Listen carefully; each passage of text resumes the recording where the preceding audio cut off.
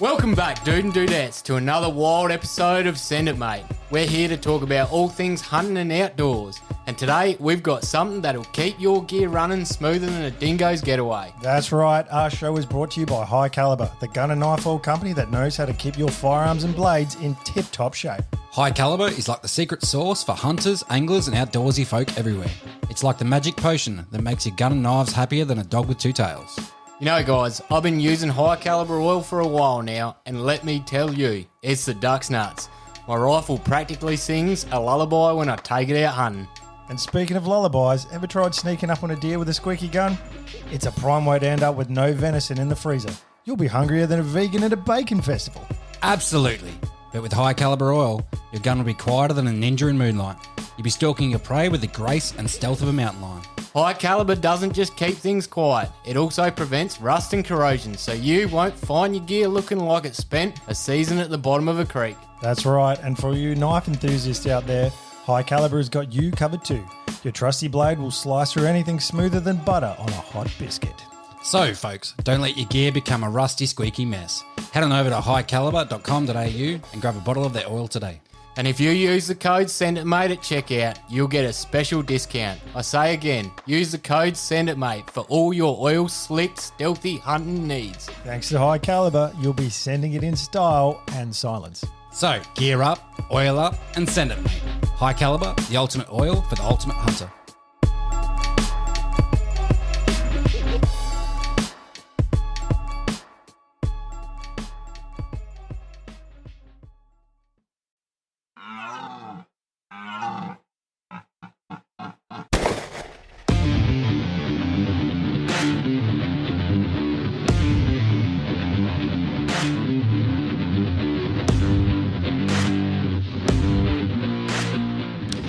Jam out with your clam out. Jam out with your clam out. That's a good one, actually. Have you been thinking about that one all day? Or Rock what? out with your cock out. How long have you been sitting on that one for? Mate? Those are oldies. Jam out with clam out. Do you have like a pad in your car when you're driving and you just like brainstorm these one-liners? You're like, oh, that's a good one. You're So right there. I actually sit there and watch movies and laugh about like funny things and put them in my mental repertoire just to use on this podcast. Just for Monday night. Thanks, Rick and Morty, saving that one. Oh dear. Very good. Anyway, welcome. Wow, That was awesome awkward. segue. Me and Caleb just pause and look at Josh. So I'm Josh, I'm Caleb. And I am Ryan. and today we have a very special guest. He's a long-time friend of mine, all the way from London, UK. No, from South Australia. We have Nigel. How you going, bud? Yeah, good. I just wanted to do an underwhelming, answer. Wah, wah, wah.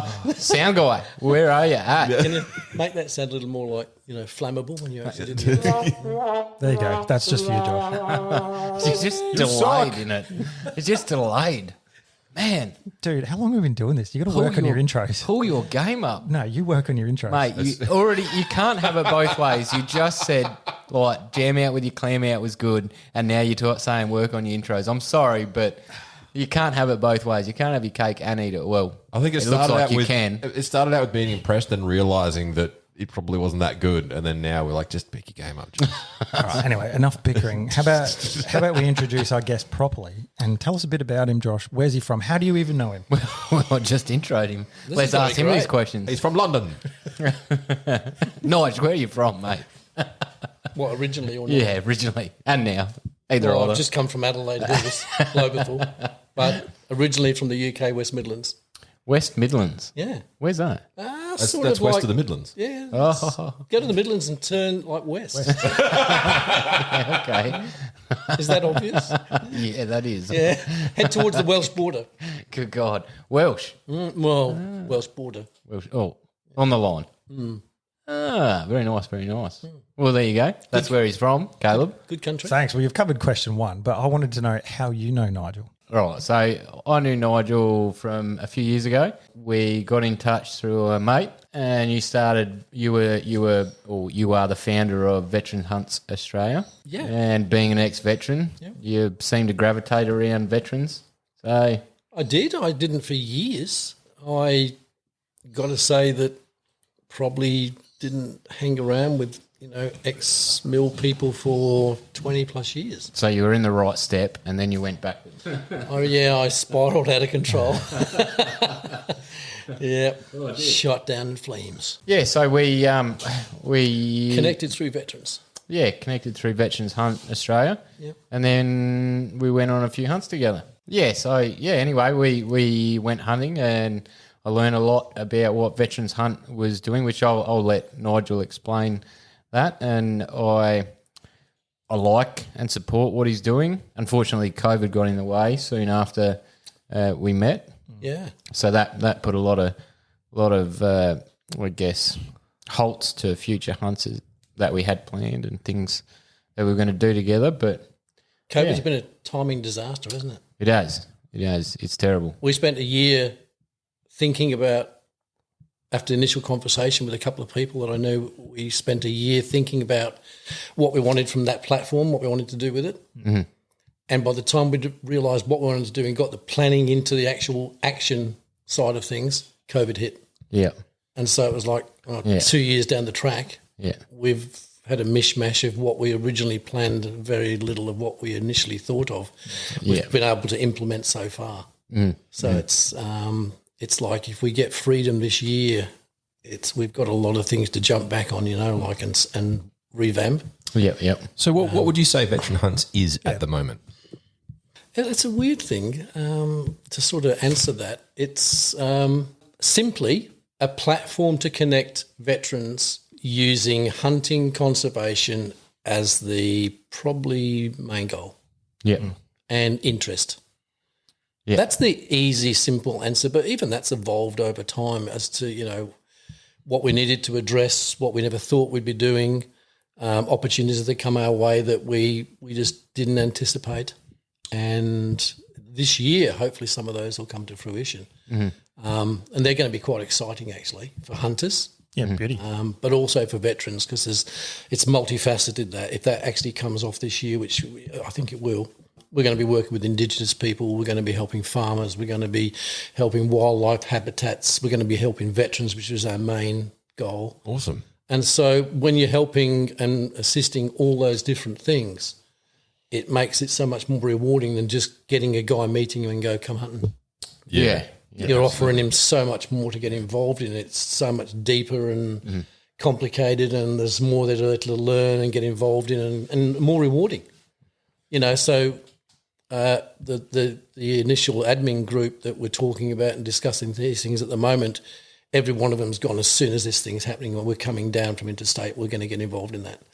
Because it seems to be one of those things that's just like a really hit a niche, especially that particular one thing where we can work with Indigenous people on their lands. Yep. Yeah. So, no, I think it's really important, and conservation and habitat, protection and wildlife has been with me for probably 50 years, 45, 50 years in my mind, just growing from initially being a young lad who watched a movie at the cinemas back in the UK when he was probably 7 years old. He watched the Lion movie. Ghost in the Darkness. No, that was a little bit before that. It's Born Free.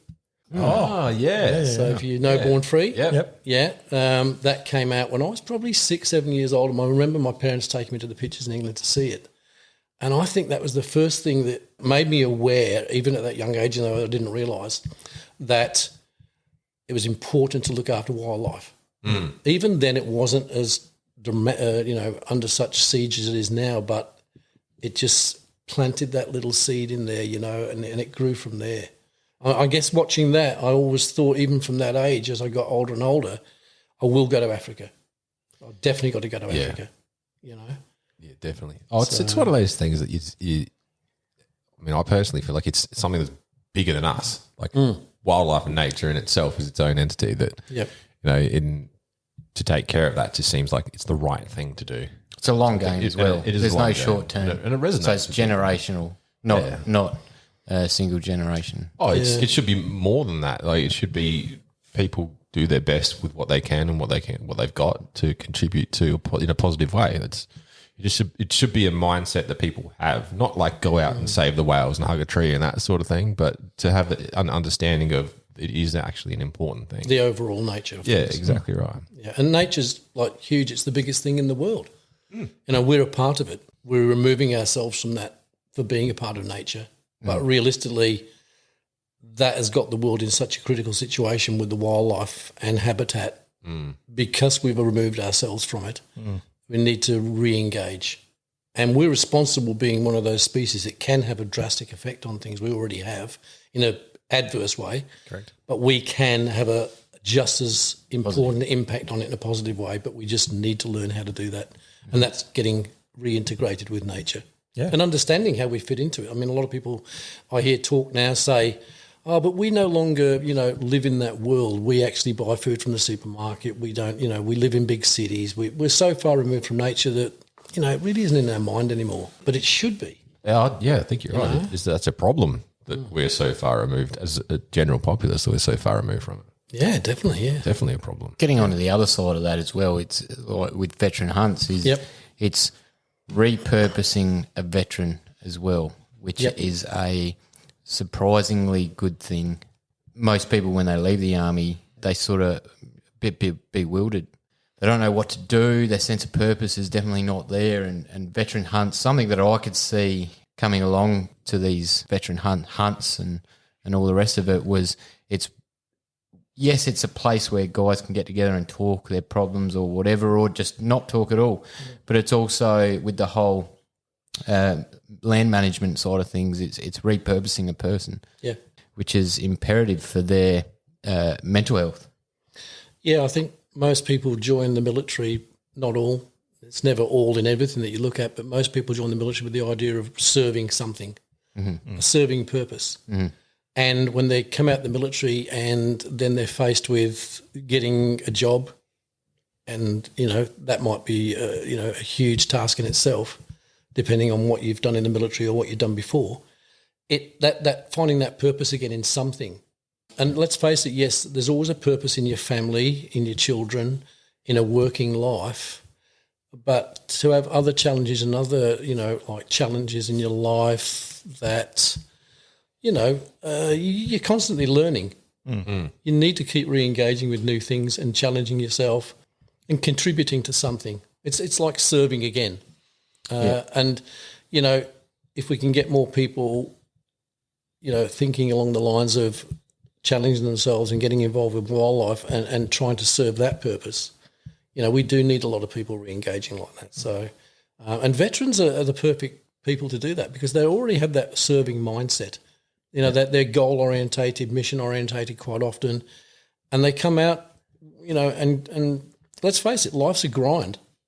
From ages 25, 20 onwards when you're starting families and things like that and you're meeting partners, and the next 25 years of your life is the grind years. They can, and there's nothing wrong with saying this, they can be in some aspects boring and unrewarding. Even though your children are rewarding, your wife and your partner can be rewarding. It's like a different level of male, female. Rewarding, like from, it is. that you get from the army. I've said this to Josh multiple times. Having a family, and kids especially, is simultaneously the most rewarding and frustrating thing at the exact same time. And the darn hardest thing, and sometimes it's the most difficult thing that you'll ever do. Yeah. And to sometimes get away from that, and because we've distanced ourselves from nature a lot and now we live in these urban situations, to revisit the country life and outdoors, wild areas, that's just something that most people don't even get an opportunity to do. So if we can show them that and show them how to create a purpose for themselves within that, where they can actually achieve something as well as enjoy it just on a simple level, then you're giving them something more to think about than what they, what hunting is, That's a very good sort of philosophy. I was thinking about that today, actually. Reflecting on how I take for granted how readily available it is for me to go out and do stuff out in the wild and that sort of thing. And then there's people that don't have that availability. And we covered that a fair bit previously in the podcast. I just want to put a challenge out to all of our listeners while we're on the topic to find someone who hasn't been camping or hasn't been out in the wild, hasn't been out bush, hasn't had that sort of experience or exposure to anything outside of city life, and ask them if they want to go with you. Because that which is what we aim to do on this podcast, is to have a full, sort of a better exposure for people. But to all the listeners, and there's a fair few people out here that do sort of hear what I say and do something about it, that challenge someone to have that experience, because you might end up helping them with all the same things that you're talking about, Nigel, where getting out, having that experience and having almost a bit of excitement about it and getting back to nature, that has a huge effect on people, not necessarily just veterans as well, like just people in general. Yeah. So that is the challenge that I'm throwing out now to you, valued listeners. Find someone, contact them, take them out. Sounds good. And preferably somebody who is not anti-hunting. Well, it can be. I've taken anti-hunters hunting, and I've spent time feeding anti-hunters game food in the idea of the perception of what they think, and pretty well every time I've done that, it's been positive. Yeah. Every time. Similar stories for us, all of us. As long as they're shown the right way, it blows their mind seeing what they thought it was and what it actually is. Exactly, because most people have a preconceived idea, or they've watched a media and where narrative. they've got that from? They got it from the media. They've read it in books. They've listened to all the misinformation. Yep. I mean, the thing that we need to do as hunters, and and as the veterans get into that space, is I see a big problem that we've got at the moment in the world is that yes, hunters are discussing these topics, but we're not really discussing it with the people we need to discuss it with, and we're not reaching out to them still. We are still keeping a lot of the podcasts, a lot of the information that's put out there is circulating amongst already hunters or people that love the outdoors. Yeah. And we're not really meeting or trying to meet the people that we're trying to get the information out to. We've got to get out to mainstream people. And I'm sort of hoping that some of the programs we're going to be starting with Veteran Hunts actually allows us to get recognition that exposes mainstream community and society to what we do, because that will make it, and we're not trying to convert everybody into hunters or outdoors people, because it's not for everyone. That's been a hard thing to tackle over a long time, a very long time, ever since the sort of stigma has evolved on it. Have you got any ideas of how you're going to tackle that differently? Because you've got people like the the Sporting Shooters Association with the politics, and a couple of other entities that have tried to tackle that from a traditional perspective. Have you got any ideas of how you're going to do it outside of that? Look, 30 years ago, we were having conversations with SSAA, who I've been a member with for many, many years, and I'll probably always be a member of, because they are the matriarchs of maintaining our hunting heritage in this country and fighting rights for what we do, maintaining that equilibrium between the anti and the hunting establishments. I don't know that they've, at any organisation, has stepped out of the from sort of behind the curtain where they go directly out to the general public, and we start advertising on mainstream TV. We start challenging that, and we take it directly to the public. Now, 35 years ago, we had discussions about that then, and I said, I think what we should be doing is we should be doing exactly what the antis are doing. We should be advertising on TV pre-hunting season and things like that. We should be showing the things that we do. Blood Origins does a lot of that now. They're starting to get that information out. But the thing is, we still keep that information mainly. It's hard to get it outside the hunting circles and into mainstream. That costs a lot of money to do, though. It does. It does. But hunters put a lot worldwide into hunting, dollars-wise. Some of that has to go into channeling the message about what we do and the caring for wildlife. Some of that money has to start being channeled into that. Yeah. And if that means, it comes from some other aspects of the hunting contribution, well, that it has to do that, because, if you don't do that and get to mainstream people, there's a lot of work to be done worldwide to combat humans taking over wildlife and wild areas, which is the big problem in the world. Humans are changing the landscape. No, nothing else is. Humans are having a huge impact on the landscape of the world. And that's the thing that wildlife, it's the biggest threat to wildlife. It's not hunting. It's how humans are trying to, we're overbreeding the planet, to be honest. And by overbreeding the planet, we've got to feed these people. Yeah. And by overbreeding the planet too, we've got businessmen that see an opportunity to make money out of a larger society and community. And by doing that, then we actually end up, we're getting quite political here, but But it's all Fine. down to Ryan's pretty much hard right now. It's all down. Is that what that is? Not far. I thought there's a bottle of Galway under there. He's our resident scientist and politician. Oh, is he? See, that's hard because hunting is not is hard. sustainable. Correct. It's very hard. But In But what it- way? well, if everyone did it, that's definitely not then going to be sustainable. So that sort of stems into like essentially changing the way that we farm, as well as increasing the opportunities to hunt. Well, we definitely do need to change the way we farm, but that's happening globally anyhow. In a lot of areas, we don't see it happening. It's already happening. Technology exists for Yeah. like just vertical farming is one thing that's taking a massive boom, the size, the development for that. But the other thing that is on the other end of all of this, which is waste. So as a Western culture, we have a stupid amount of food waste that due to laws associated with retail and that sort of stuff, like it's crazy. Like, there's documentaries, the heaps of documentaries you can watch on it. It's not even laws though. It's just like marketing and preferences. It's not even there's necessary. that. People aren't going to buy like off fruit, but maybe instead of just Coles or Woolies throwing that stuff out, they could just repurpose it, and make jams, make something else. They can't though, because it's once it's past its expiry date. Well, not with that attitude, mate. They can't. And You do it, John. fruit is technically not a fucking expiry date. It's when it's mouldy. It's mouldy, but it's still fine to make. Oh jam. no, it's like this. It's I think Make jam. to make Well, jam. no, repurpose it. If the mate. world gives you moldy fruit, make jam. You can motherfuckers. fucking laugh, mate, but repurposing it for another human consumption. Or No, you use. can. You're right. Yeah, 100% right. But what I'm saying is that there is restrictions that have been put in place by society that are designed to help people, stop people from being ill, essentially, which are detrimental if there's nothing to back that up and take that and repurpose all the stuff that's been thrown out.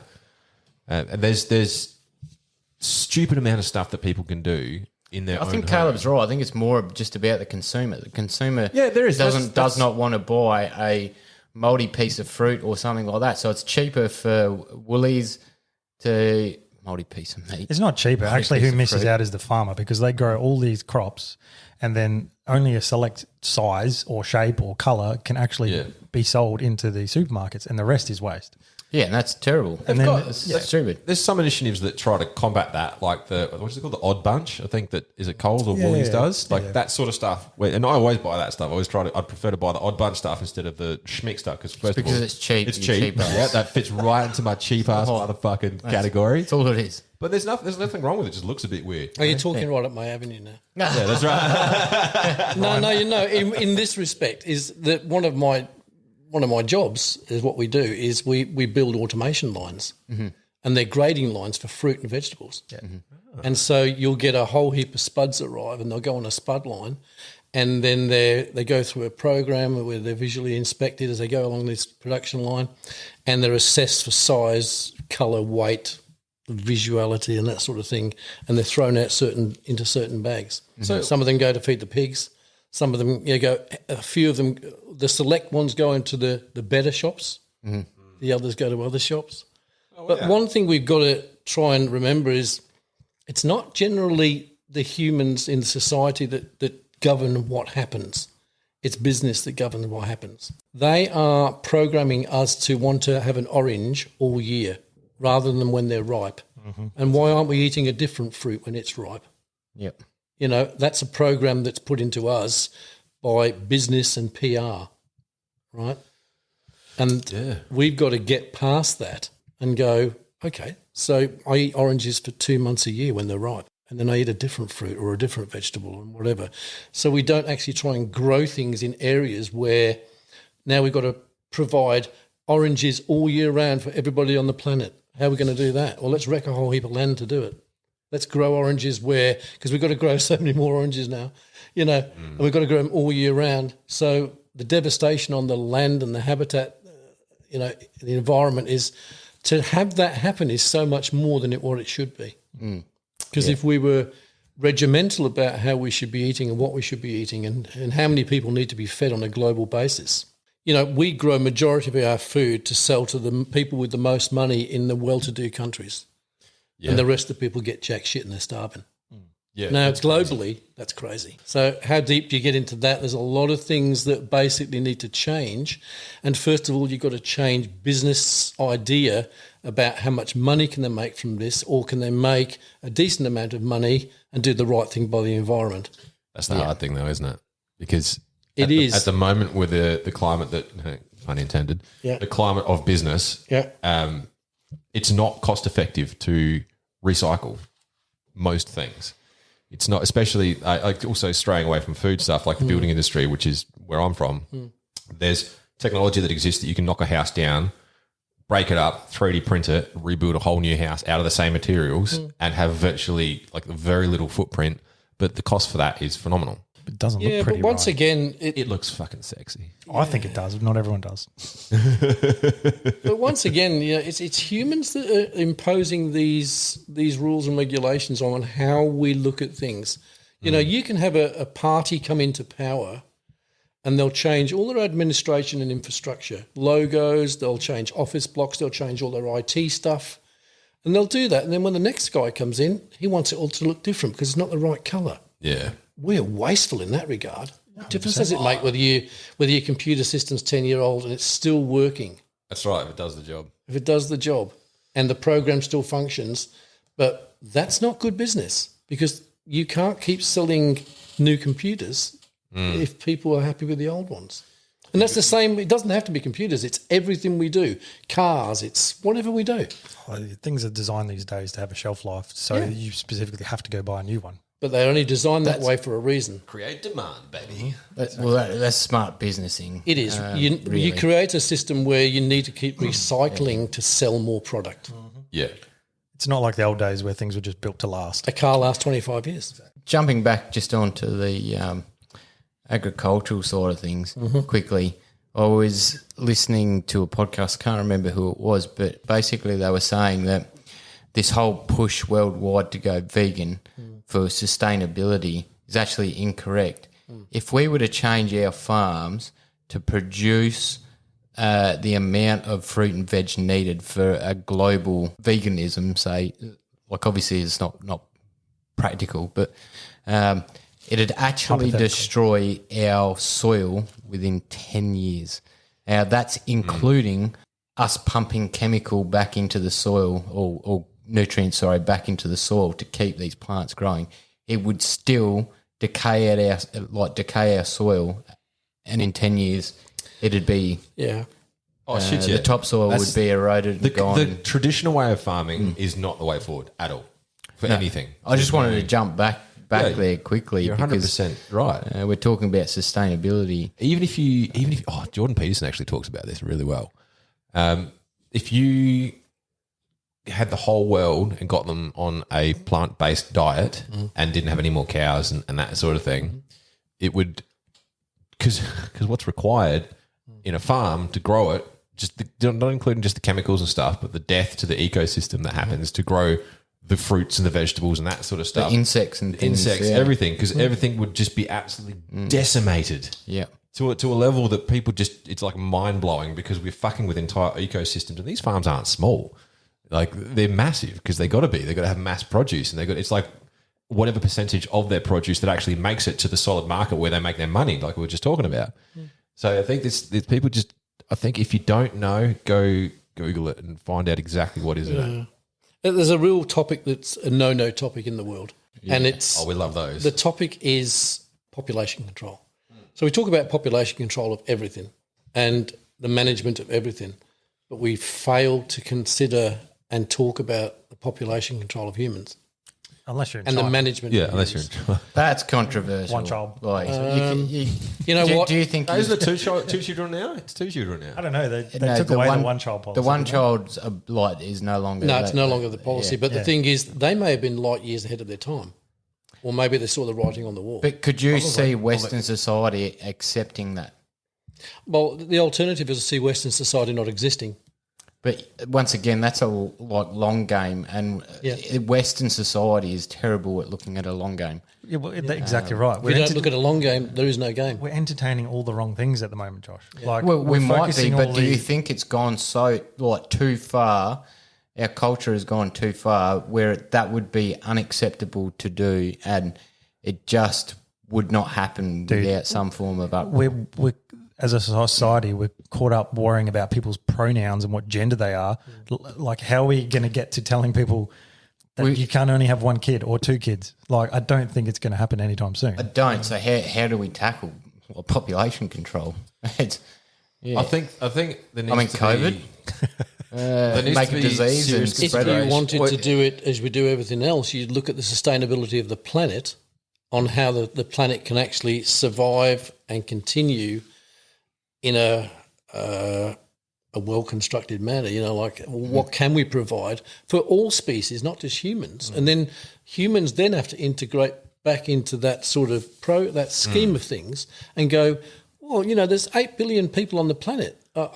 Is anything over 2 billion too much? And if it is, how do we actually redesign the next 200 years to not say to people you can't have 2 children, but don't have 6?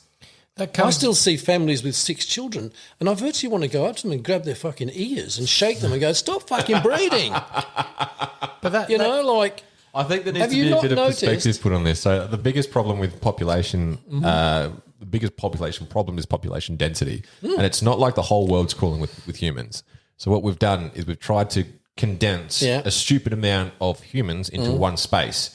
And that has led to huge amounts of problems, because when you do that, everything becomes concrete and there's very little nature, and then they rely on the bits of nature around them to provide the things that nature gives us, like food and that sort of thing. Yeah. So what we probably need to do is, my theory on this is develop ways of living outside of the traditional city living life, where everything is a consumable, everything is readily at your fingers, and that instant gratification lifestyle and that sort of thing. Because that's becoming faster and faster and faster. Cities are growing bigger and bigger and bigger. People are getting more and more on top of each other. We just got to look at what's going on here in Adelaide. Like the houses that you buy now are referred to as dog boxes, and it's essentially a small city. So the problem isn't necessarily the amount of people on the planet for the size of the planet. The problem is the density of people living on top of each other, and then the resources available to that particular spot. I totally disagree with that. How so? Good. The problem is population numbers, not densities. Because if you take that population and spread them out, you fuck more wild areas to do so. Correct. So I'm not talking. That's what I'm saying. Yeah. That was what I was saying about the city living life. So if you had people that were self-sufficient, then they were moving away from the highly densely populated areas with self-sufficiency, so they can grow their own stuff, they can hunt their own stuff, they can raise their own animals in their own home and become self-sufficient in that sense. That would have a huge effect on the way that the world and society It would currently have a work. devastating effect on wildlife in wild areas. It would create a world of hobby farms where people actually try and create their own food. And Not necessarily, miniature because ecosystem. So what No, you're doing because- is you're taking people from the city, these high density areas, and going, everybody have a fucking hobby farm. Yeah. No, I'm not talking about hobby farms. I'm talking about the ability to grow and maintain your own nutrition on your home. Sure. So that's what Takes up space. Not if you do it with the new technologies. So things like creating your own ecosystems. And you're creating more power, so we've got more and bigger power grids. No, self-sufficiency fixes that. The problem isn't density, it's population. It's population size. Yeah, well, shouldn't have so many people. Well, this is the problem though, because there's lots of different science, I guess you could say, that is for and against it. This is my personal opinion, by the way. It's not. It's not. It's not science. So it's not science. fact. It's not. Well, it's based on what I know. Yeah. Which is science. So this is just my take. This is my take on what I think would help solve Settle the down, problem. Google. Because Less people. less people is the easy way. But what do you do what are you going to do? Well, modern medicine, people live a fuck ton longer than they used to as well. So that's the other reason there's heaps of Ryan, look at people. it this way.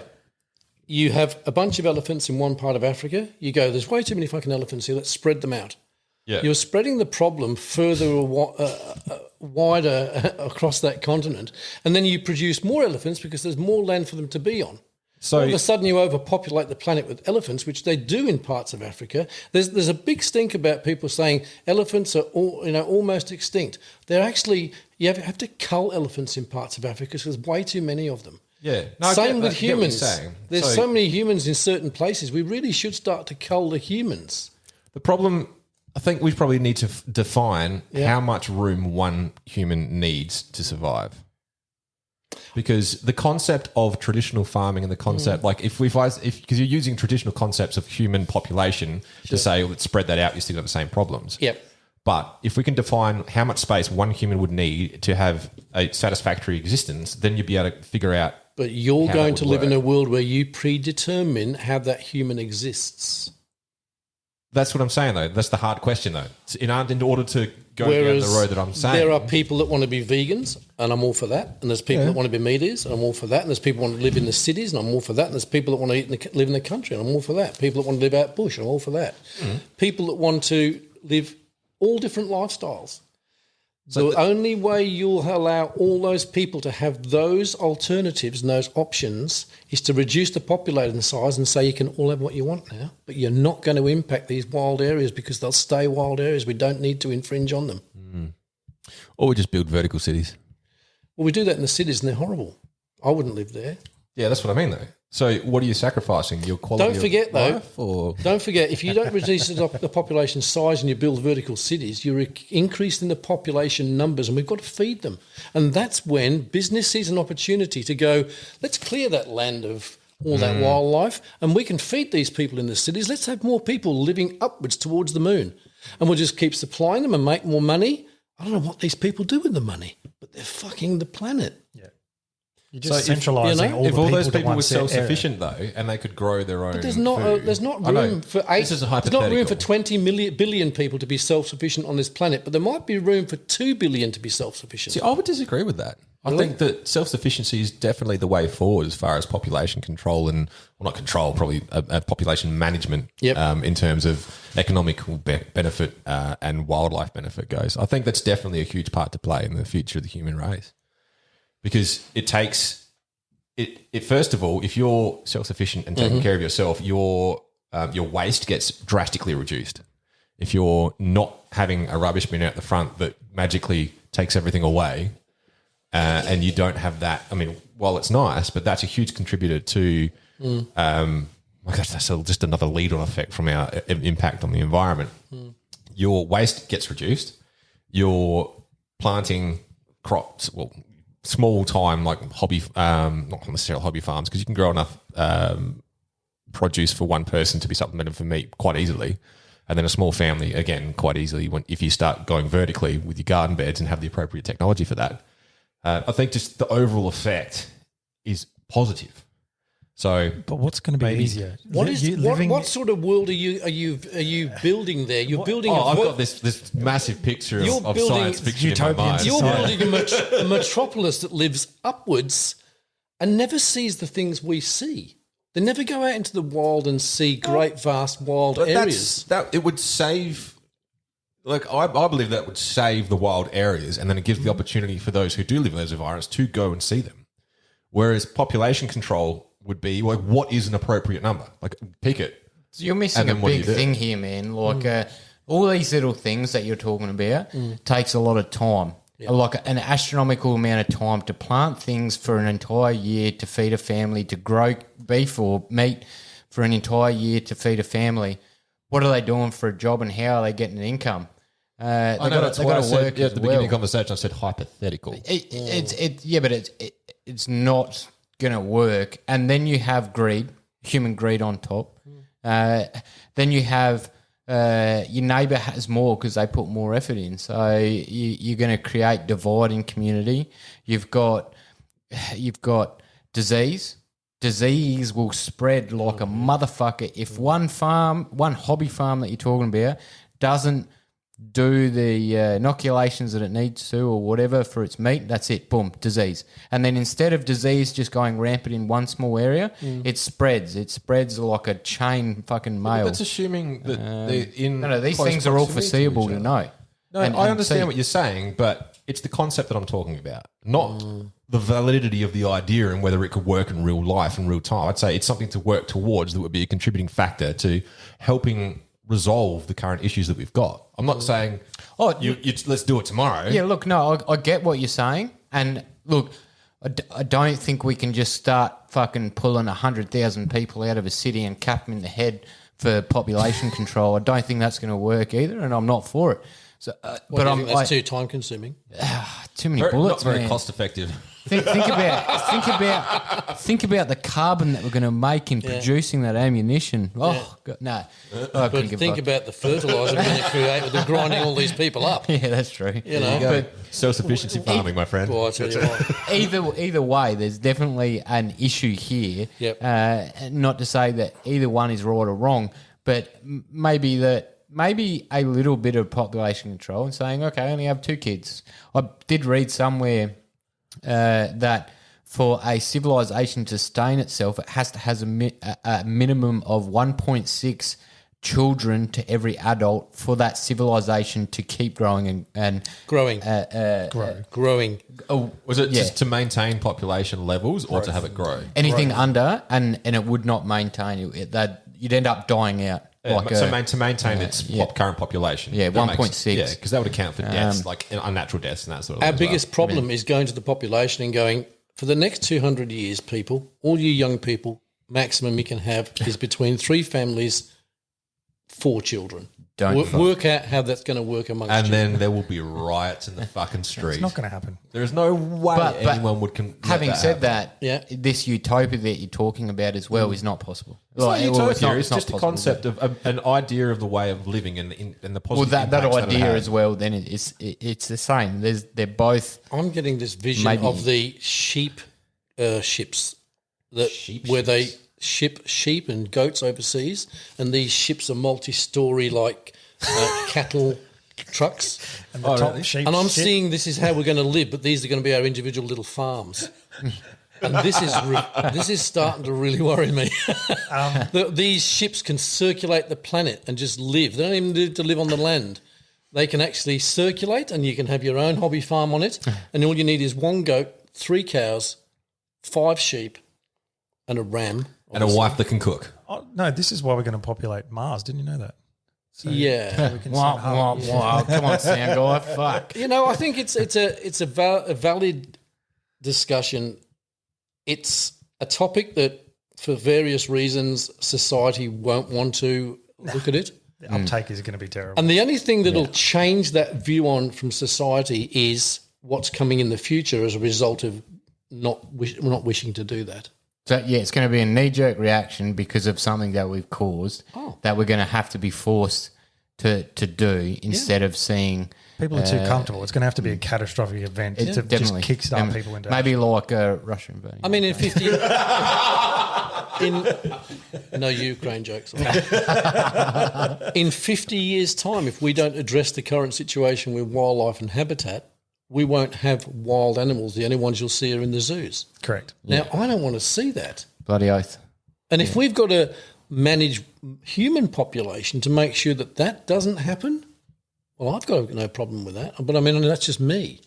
I think Because I think a lot about wildlife, wild places, and in 200 years, I'd like a group of children to be able to go out and see animals in the wild where they exist in wild places rather than at the zoo, because I hate zoos.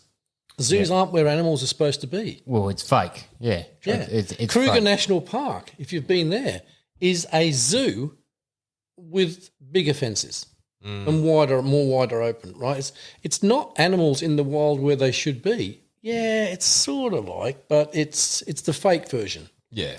Like, well, I definitely agree. Like, we can't keep going the way we're going. Something's got to give. Like, we're eventually going to end up either losing out on the great things that wildlife presents and Definitely. nature gives to us, or losing out. We on, unfortunately are only one of the small groups that understand the importance of being able to go out and interact with wildlife, which is a part of the nature we're integrated with, or used to be. A lot of the other groups are so far removed from even thinking about that they won't want to ever address the problem, because to them it doesn't matter if there's sable running around in Namibia in 50 years' time. It doesn't bother them. It doesn't matter if there's rhino in South Africa, and there's more rhino now than there's ever been.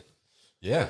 And that's done because we're creating areas. I mean, the other day I listened to an argument where this young anti-hunter girl got in touch with me and she said, I'm having a problem with what you're saying because you actually farm animals in wild areas to hunt. And I said, okay, let me give you a comparison to that.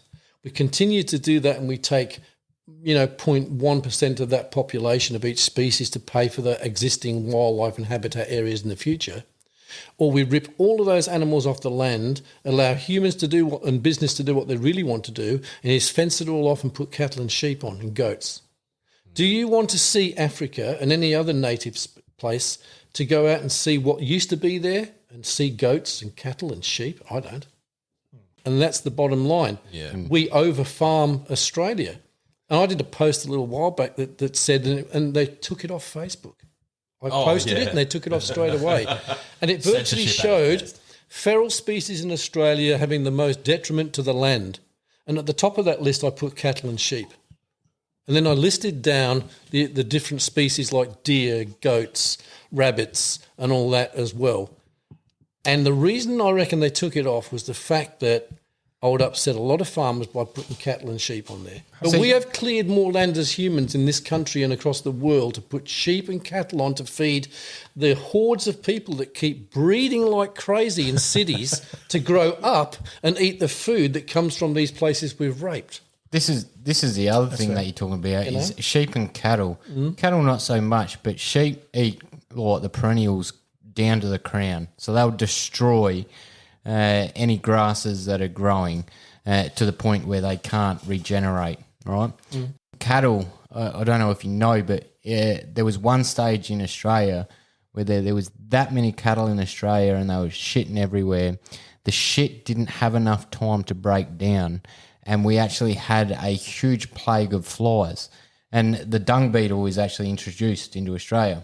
It's not a native species. They introduced it to combat the feces of the cattle to break it down quicker and get rid of the flies. So where you're right, with cattle and sheep, although they are delicious, it's sort of almost like on a mass farming scale, the way that we're doing, it's not sustainable for that land. It's not at all. It'll never, the land's never going to recuperate if we keep grazing them, and you can see this in some lush places here in like South Australia. You go down to the southeast, you can see a lot of overgrazing. Oh yeah, that's just absolutely decimating any wild grasses and things like that.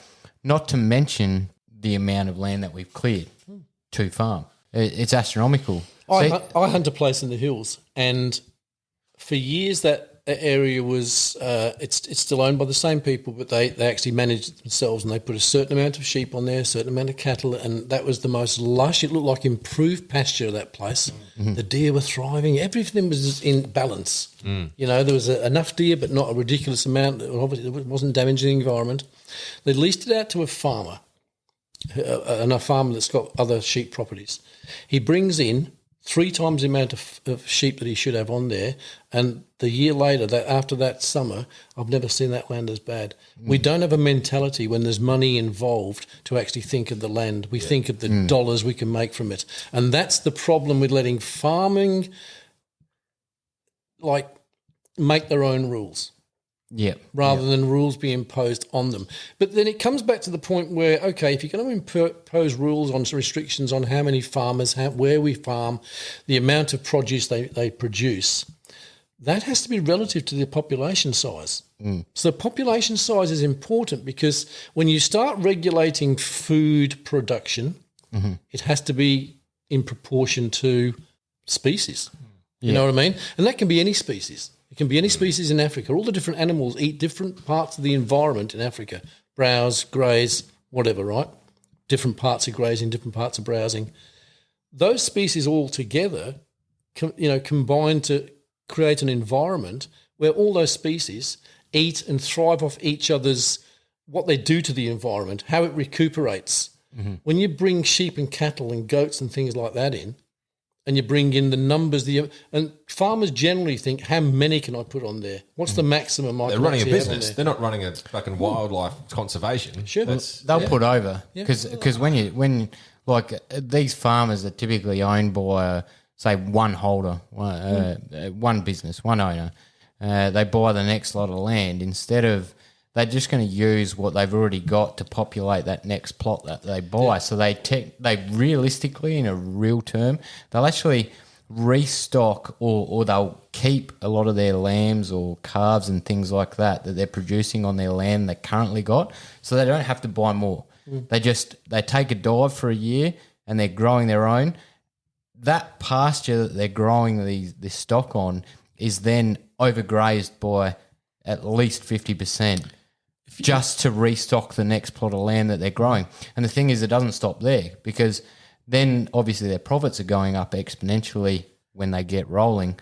So they're buying the next plot. And they just keep overstocking these certain points. I think actually, if you want to point the finger, you have to look at where the farmers sell their produce. So where definitely. they sell their meat, where they sell their vegetables, and that's into your supermarkets, your Coles and Woolies of the world, and they dictate to the farmers a lot. How much? Yeah, exactly. How much you have to produce exactly. and all that stuff. And that's why farmers go to these extreme lengths to try and meet the quota that's being demanded of them. Definitely. But that comes, and Nigel's kind of right here, and I'm not for it or against it, or neutral, but Nigel's kind of right. If the demand is less, then these established groceries can't demand as much. So the overarching thing here is have less people on the planet. I think we've done that to death now.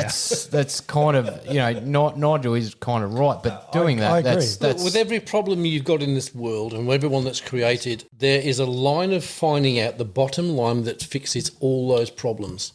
If you fix population size, you fix everything. Look what's happened during COVID. Nobody's been travelling as much. What's happened to the ozone layer and the atmosphere? It's cleaned up like crazy. That would happen if there was less population. Has it really? Oh, yeah. Big time.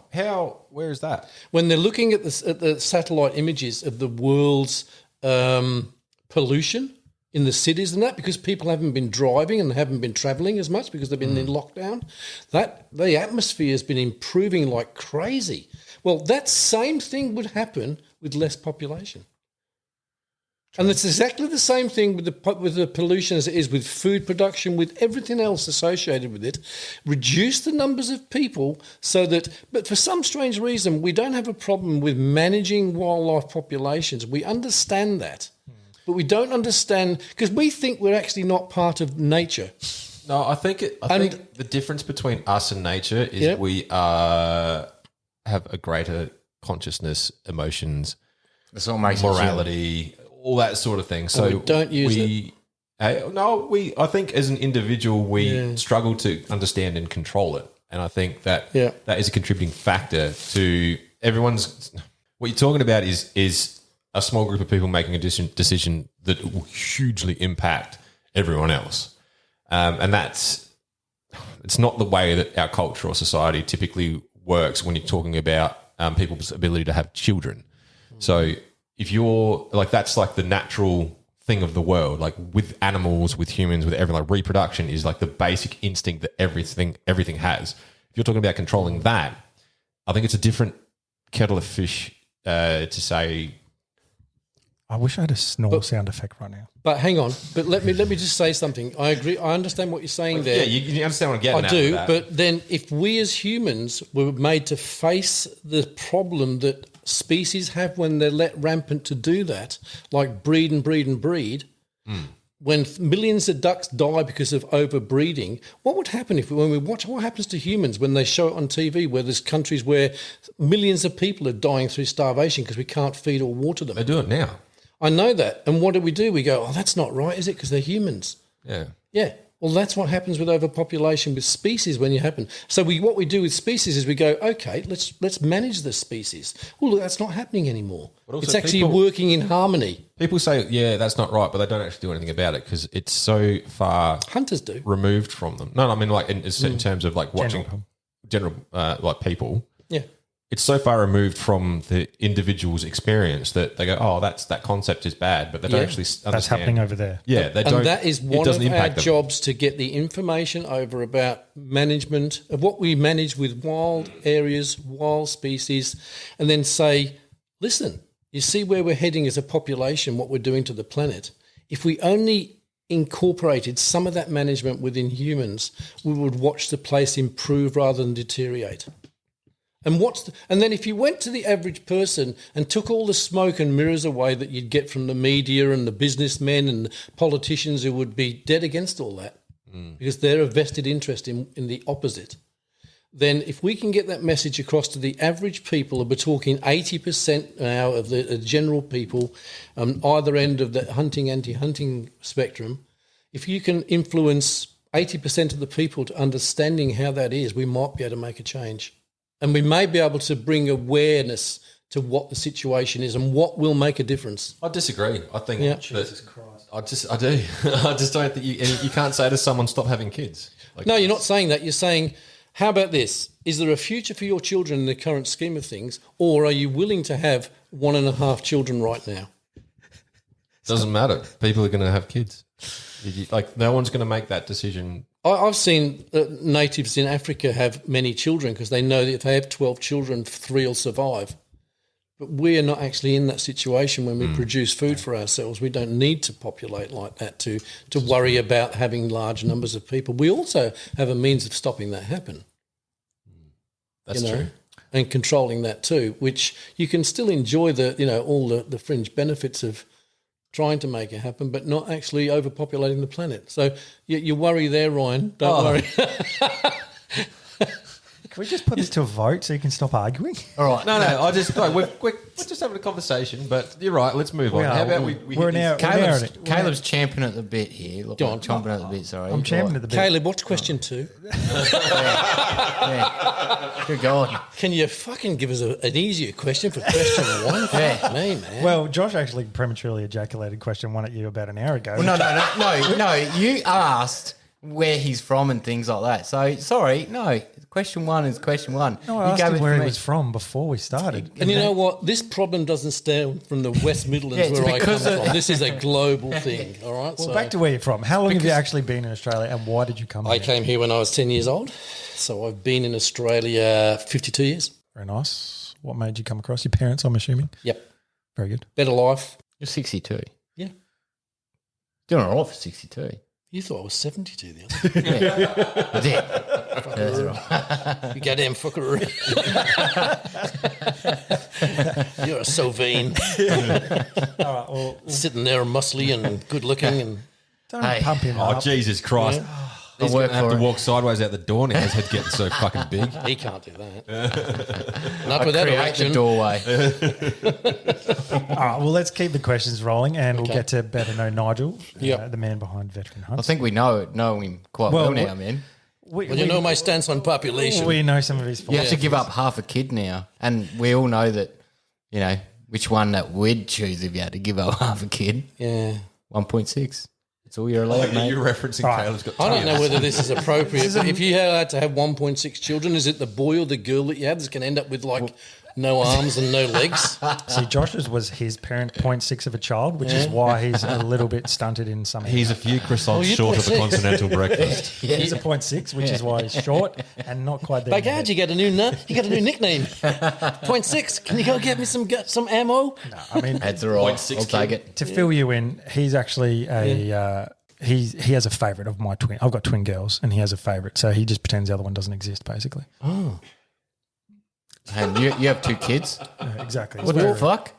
Anyway, enough about me. Let's talk We all about. went quiet then. Oh, but no, I just had an inappropriate joke. Thank you for not sharing. Let's learn a bit more about Nigel. Nigel, Can you write it down and flick me over the piece of paper? let's roll with question 2. 2, Nigel, what's your favourite food? Indian and Italian. Ooh. Together or individually? I don't know. Show me something.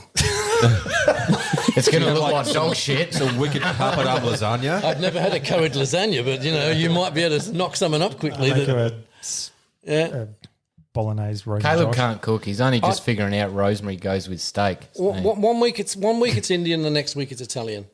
Yeah, cool. Fluctuate They- between. yeah, Is that literally what you do? As in, it like alternates, or are you like, yeah? I whatever? alternate. Yeah.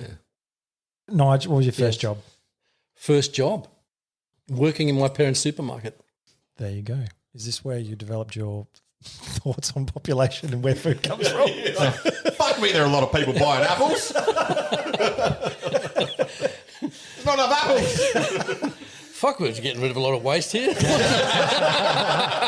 have made some fucking jam. God damn, 55 years in the future, I'm going to bring this up at a podcast. It's fucking warped me. Yeah, go on. Very nice. Yeah, I was a checkout chick Yeah, cool. at a young age. That's all right. There's nothing wrong with that. As long as you enjoyed it and made a bit of coin. Mind it. We seem to have a large, the clientele change. There's a lot more men come in. And I wasn't, It was a bit weird when they saw you were in a skirt. Is that because you were on the checkout? Or? yeah. Nice little pinafore, Clientele changed almost, over the 6 month period. And it's like, my mother's going, don't worry about it, just keep attracting them. Is that Go, we're selling a whole more roll ups than you used to, Is that corporate greed again? My mother was ruthless. Hitch that pinafore up, boy. Show some leg. Nigel, Yeah. if you could trade places with anyone in the world, who would that be? Josh right now, I'm looking at his muscles. Fuck me, he is built, man. Yeah. Everyone says that, but they've never seen his liver. Chubby 62-year-old, and I'm looking at him and I'm thinking, thank fuck this isn't visual. Boom. Jesus Christ. Now he's not going to be able to stand up. Exactly. Yeah. I'm I'm falling. I can't get up. My head weighs so much. I think I wouldn't have a name, Okay. but it would be trading places with somebody who could influence. Population control. I had to. Sorry. Fuck, he's fucked that up, hasn't he? That was Hang my on. line. So Bill Gates. Let's face it. It would be with somebody who has the ability to influence and change the world more than I will ever be able to. Great answer. It is. Yeah, we have a lot of people say billionaires or like motivational type people. Or? If I could do it, well, look, if that was the person that allowed me to do that, yeah. Okay. I mean, money's power, powers change, but you've got a big job whether you tackle it from the top or the bottom. So it's probably a little easier from the top, maybe, depending on how many people are around you that don't agree with what you want to do. Putin. You're picking up what he's Putin They're down. just saying random Hang names on. now. What? I think we need to have a intermission. He wants to go on Putin. Shut up. I'm sick of you Putin inappropriate jokes in this all the fucking time. Do you keep Putining over there? Because it's making me feel sick. Sorry. Oh, don't be sorry, Josh. Nigel, do you have kids? One boy One boy. and two stepchildren. Daughter and stepson. Very To good. my second wife. Yeah. Cool. Which are, my kids. I look at them as my kids as well. So, Oh. yeah. Do they get out hunting and stuff with you as well? Well, they live in New South Wales, so I don't get to have as much interaction with them as I probably would like to. And the key, when you think about kids, these kids are 27, 28, 25. So adults, really. Yeah. They're my kids, but they're, They're always going to be your kid. they're smarter than me already. Oh, I reckon the IQ point of your child is always higher than yours. So. And once they work out they're smarter than you, they don't want to hang around with you anymore. That explains a lot about my 6-year-old right now. And my son has That explains a lot about your intellect right now. That was the joke. I'm glad you're with us, Josh. That explains a lot about yours, Josh. Yeah, it does. But That's a bit like the microphones that are hidden around the place. there's a lot of them. Bit of a Billy Connolly moment there. Billy seems to bring things up from way back and you think, how the fuck did you remember that after all That's that what time? made him funny, mate. He's brilliant, So I just had that Billy Connolly moment earlier on. I thought, fucking remember Fuck, that. is he still Bring alive? that. Yeah, I He's think still so. going. He's still going. Is he going? Yeah. I don't know. Shane Warne died, so Anything's possible. Yeah, exactly. Oh, man, I can't get over that. It's ridiculous. There's It's things 50 in your life that you just go, you know what? I know it's happened. People are telling me it's happened. Yeah. But I can't believe it's happened. Yeah. When John Lennon died, it was the same for me. I just stepped off a plane from coming back from overseas, and somebody said to me, because we were remote and I had no means of news, media, and all that sort of stuff. I didn't know a lot had happened in the last 6 months, and somebody mentioned to me, "Do you know John Lennon died?" And I went, "Fuck, you're joking!" And I really wanted them to be joking. Yeah. A man that stood for peace in the world, and somebody had killed him. I was devastated by it, Yeah. and I shouldn't be, but that's humans, like that's the sick. It's like you've got these heroes that you think are going to live forever. Like Robin Williams is another one. when Yeah. I found out that he died, I was like, what? Because he's just Yeah. always been there. And then he's not. And then the laughter died. Yeah. Well, on that morbid note, Well, that's a bit bloody.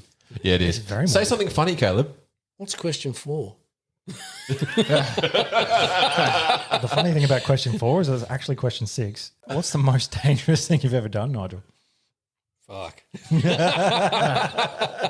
I did that pretty Really? What are you dangerously as well. fucking? That can be dangerous. Oh. Sorry. Dangerous thing I've ever done. Yeah. Fuck. There's a heap of things hitting me at the moment. One thing, Go for it. live. Live. Oh, no, that's a vague answer, but, like, dangerous thing I've ever done. Have you had a close call that's been Death. real fucking close? Dealing with death. Yeah. Awkward situations. Yeah, I have. The most dangerous thing I've ever done. Come back to that one.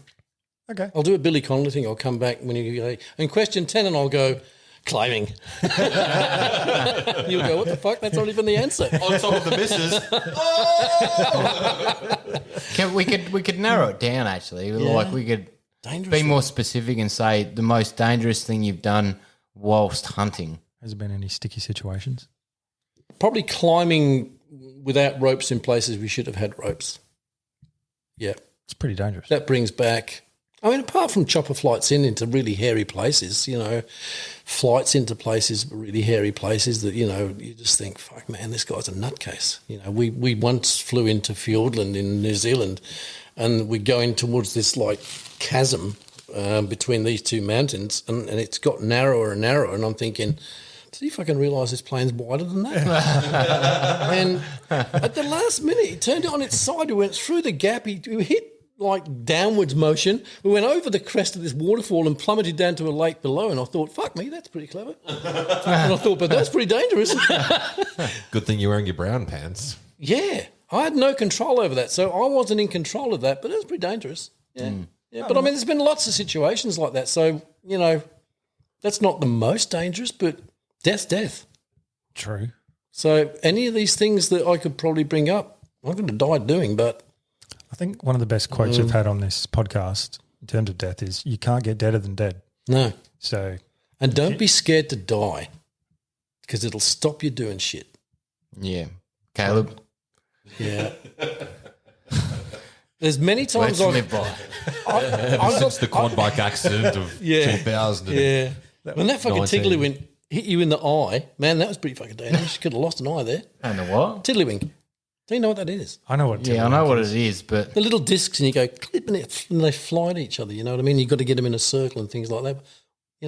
He's lost it now. no, I'm trying to think. Tiddlywink. Tiddlywinks. Okay, let's There's talk a about. generational divide, and Yeah, you've you're got playing- the Josh factor okay, on top so- of that. No, I'm just trying to picture what it is, and it. Like a little plastic coloured disc, and you get the edge of it, and you Oh, that's right. push it down Force on down another- and it flips and up. Yeah, Tiddlywinks, yeah. that's it. It's a game. Yeah, Also fun to say. Tiddlywinks. tiddlywinks. Tiddlywinks. Well, I think you look back on this podcast. I think I fucked up the first chance. Well, do you know what? The plane flight is a legitimate answer to the question. But if you think of anything more dangerous later on, by all means, do a Billy Connolly. Chopper or plane? Chopper. We've blown some shit up, man. It's like pretty dangerous. But that's Just blowing things up, period, is yeah, dangerous. blowing shit up's pretty dangerous anyhow. Especially if you overestimate the fucking explosives. And we did that a lot.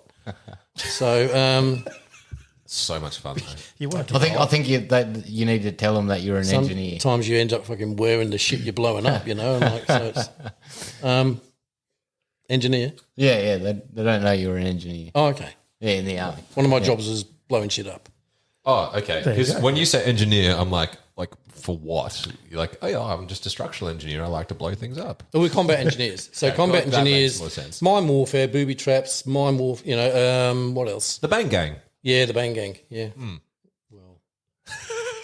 You don't want to get Don't those say that words word. mixed up. We did get R&R. Oh, dear.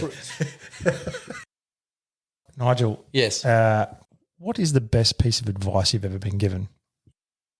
I think probably, and I don't know whether it's just not one person in particular saying it, but like I said before, don't be scared to live. Don't be scared to live and just hide yourself away, you know. Worry sometimes about the consequences afterwards. You know, don't be flippant if you've got responsibilities, but step outside. Don't be worried that much about, you know, doing something that stops you from living. Yeah, I think It's important to live. it's quite relevant. You know, who wants to live a life where when you get to your deathbed and you go, what do? You go, oh, I fucking mowed the lawn all my life, I think that's great. you know? I think that more people need to hear that. Probably my father was an example there. My father used to love his bowling green lawn at home. Yeah. Lovely man. Love him to bits. Dead now, but, you know. And I always remember from an early age, so you learn things real early, you know, and I used to think to myself, that is never going to be you. Do not make I had the same thought. your life, and it didn't have to be my father. I've seen various examples of that in other ways as well, but it's always been, I see those examples and straight away I relate it to that going, that's another one of those things. Don't be scared to live. Don't underestimate what living is. Go out and Can you find elaborate it. on that a little bit more? Do you mean like taking chances and stepping outside the box and like challenging yourself in terms of when you mean like Doing what live? you love. Yeah, well, you know, like I'm not one of those guys that you never, you know, took up rugby and went, you know, I'm just going to play rugby all my life and rugby's going to be my life and I'm only ever going to do that. I've always had lots of interest, like I'd scuba dive, you know, I hunt, I used to just clay shoot, I used to go climbing, you know, we used to horse ride, we did rodeos and shit like that when I was young. And so my life's been a constant change of things to do, and there's things that have stayed with me all my life, like hunting started when I was probably 7. Yeah, wow. And throughout my life, that's, you know, it's peaked and troughed for various reasons and opportunities, but that stayed with me till 62. Nothing else apart from, say, fishing has done the same thing. I love fly fishing, but I didn't start that till in my early 20s, you know, but I still love to do that more than anything. I guess the great outdoors and the opportunities there is a thing that's been current in my life all my life. So So chasing your passions at the time. yeah, you know, never be scared to do something new. Give something crack. It doesn't have to be like, oh, I'm a skydiver, a pretty dangerous sort of pastime, and I've done that all my life. So I've challenged myself every week skydiving. That's missing the point. Yes, skydiving is a great thing to challenge yourself, but once you become competent at skydiving, don't be scared to move on to something else. You can still skydive, but it's always been in search of the next thing that challenges you to live. You know, so yeah. Gay porn's right up your alley, Caleb. Don't be scared.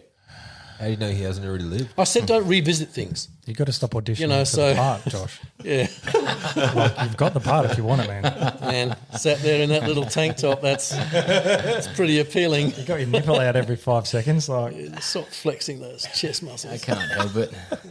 I don't know why your handle is free the nipple. It should be the nipple is free. Yeah. I can't help it, man. I'm Just just got to get the girls out. genetically built this way. Mate, I'm just impressed that you could stand either frontwards or backwards and your biceps are nearly as good as your triceps. It just looks like you're standing the same way all the time. It's amazing. What a embarrassing body, man. As long as he doesn't stand up and you see his I don't know if legs, that's you're all sarcasm or or flattery. You know me. You know me. good. Or was that about trying new things? I think you're doing the gay porn before me, man. You little demon, you. You do like dressing up as a cowboy, don't you? Do you? Actually, it's funny that you say don't be scared to try anything. I've always wanted to try Cock. bull riding. Cock and bull riding. BALL or BULL? I've always wanted to The try only it. difference is a letter, man. Bull riding. Yeah. I got stuck on a little bull when I was young because, you know, we in England we used to go equestrian jumping. You know what I mean? Like that sort of shit. You know, we lived near stables in the UK and we used to get taken on Sundays to go and ride horses, and then we got into, you know, horse jumping and stuff like that. Coming to Australia at age 10, my parents, what the fuck is like very similar to that? And they went, rodeos. And I couldn't see the comparison, like fucking one's trying to kill you and the other one's just gently, all platted up along the mane and you're jumping over and got your nice little fucking velvet hats on that are hard and I'm going, yeah, this is nice on a Sunday. And then I'll look at rodeo and go, fuck, are you going to strap me to that fucking wild animal in a cage? And my parents are going, yeah, this will be building for you. I'm like, building what? So we did, 1 year we did the Wilmington, the bloody Kersbrook Rodeo. We did a couple of rodeos down south. And I'm like, fuck, man, what are you trying to do? Kill me? I'm 10. That's I wish my parents had done that. That was just my parents' idea of they did, we then bought horses and we went back into the old, jumping shit and all that sort of stuff here because we had horses here. But yeah, it was just that initial, my mother must have been, I think my mother was the adventurous one out of the two of them. She's like, well, what can they do now? So that's something that I could live by actually is just like kids are more resilient than what you think. So just if you, I don't know, want to put them on a ball, put them on a ball. Just get them out there, give it a go. If they yell and scream 5 times, yeah, all right, it's not for you. If they enjoy it after 2 times, yeah, keep going. But just being a parent that does that, and that's very easy to say because I'm not a parent, but just being a parent that just goes, yeah. I mean, maybe that's why, I have that theory, just like try something new, don't be scared to try it. I mean, don't get me wrong, it wasn't a Brahma bull, it was a little cow thing, you know what I mean? Like they called it a poddy ride or something, and I thought, but still as we come out the gate, I was trying to eat my own face, I was bouncing that much, along this fucking dirt track or this paddock. It's all relative, you're not. And I thought, 8 seconds? That's like an enormous amount of time, and my ass is killing me. That's what Josh says every morning. Back on the parent thing, the concept of like putting your kids in, letting them do what they want. I think it's important to clarify that if you can let them do dangerous things, but do them carefully. Yeah, bloody yeah. So that's the line. Like as a parent, like you don't want to be that kid, that parent that's like no, like fucking padded corners and all that sort of shit, and putting your kid in bubbles because then when they do get older, they don't want to experience everything because it's outside their comfort zone. It is, but, don't protect them too much. The old, he's 7 years old. Should he have a little penknife to carve timber with? I was given things like that, whittling and things like that as a kid, and like out in the forest. And it's like, did I cut myself? Not twice. Exactly. Right.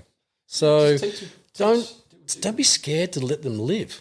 True. And then they might decide that, and like not all your kids are going to live till old age. Well, I was just going to say, did you have siblings? One brother. That's all it was. Send your kids out doing dangerous shit, population control. Yeah. One of you might not come back. I like that. Send your kids out in the forest with just one knife. How's this? So in the UK, my introduction to hunting was we had a forest near us and we had I always hung around with my brother who was 4 years older than me and his mates. So I was like, maybe 7, 8. They were all 12, 13, young teenagers. They got access to pocket monies. We went and bought the usual things boys do, knives, bows and arrows, talking hunting arrows, slug guns. So we sent the older boys of the group to go and buy these things, and then we kept them all in the forest in this little old house. Wow. And we'd go there and we'd utilise these things, and it was like, oh, man, this is great. Not once did one of us get, maybe once. There's always one kid. There's always one. But that wasn't that. That was, so I don't know how, anyhow. So we all had these things, and it was like this little gang of Robin Hood's forest dwellers, like hobbits. And we'd go there and we'd just, it was just amazing, a little start to my life at 7, 8 years old. With freedom to hurt myself if I wanted to, but somehow we didn't. We did sometimes do naughty things that we shouldn't have done, but that's a learning process. 100%. And the only time I got hurt in that group was when we all decided everybody should have a blood brother.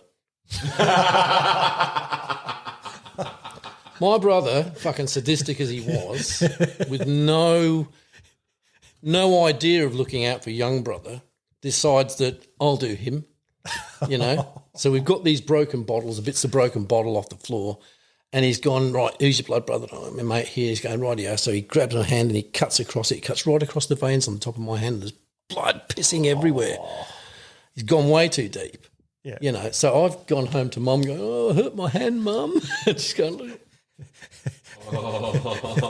You know, and it was like, that was an interesting time, you know, because that did sort of piss out, you know, but we still got the old hands together. I got a blood brother in the UK that I haven't seen for fucking 52 years.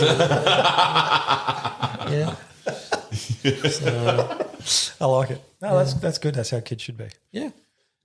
Even those things, you know, well, yeah, they hurt. You remember it, but you learn well. You learn. You learn well, and you don't forget. No one's those died things. from pain. I have not cut anybody else's hand with the bottle since. That's the main thing. Learning curve, man. The lesson was learned. Exactly Yeah. right. Yeah. That's the main thing. That's the main thing. All right, Nigel, what is your most treasured possession, material possession? Well, material sort of adds a horrible slant to it, but family. We put materially because people always just say their wife or their kids. Yeah, family.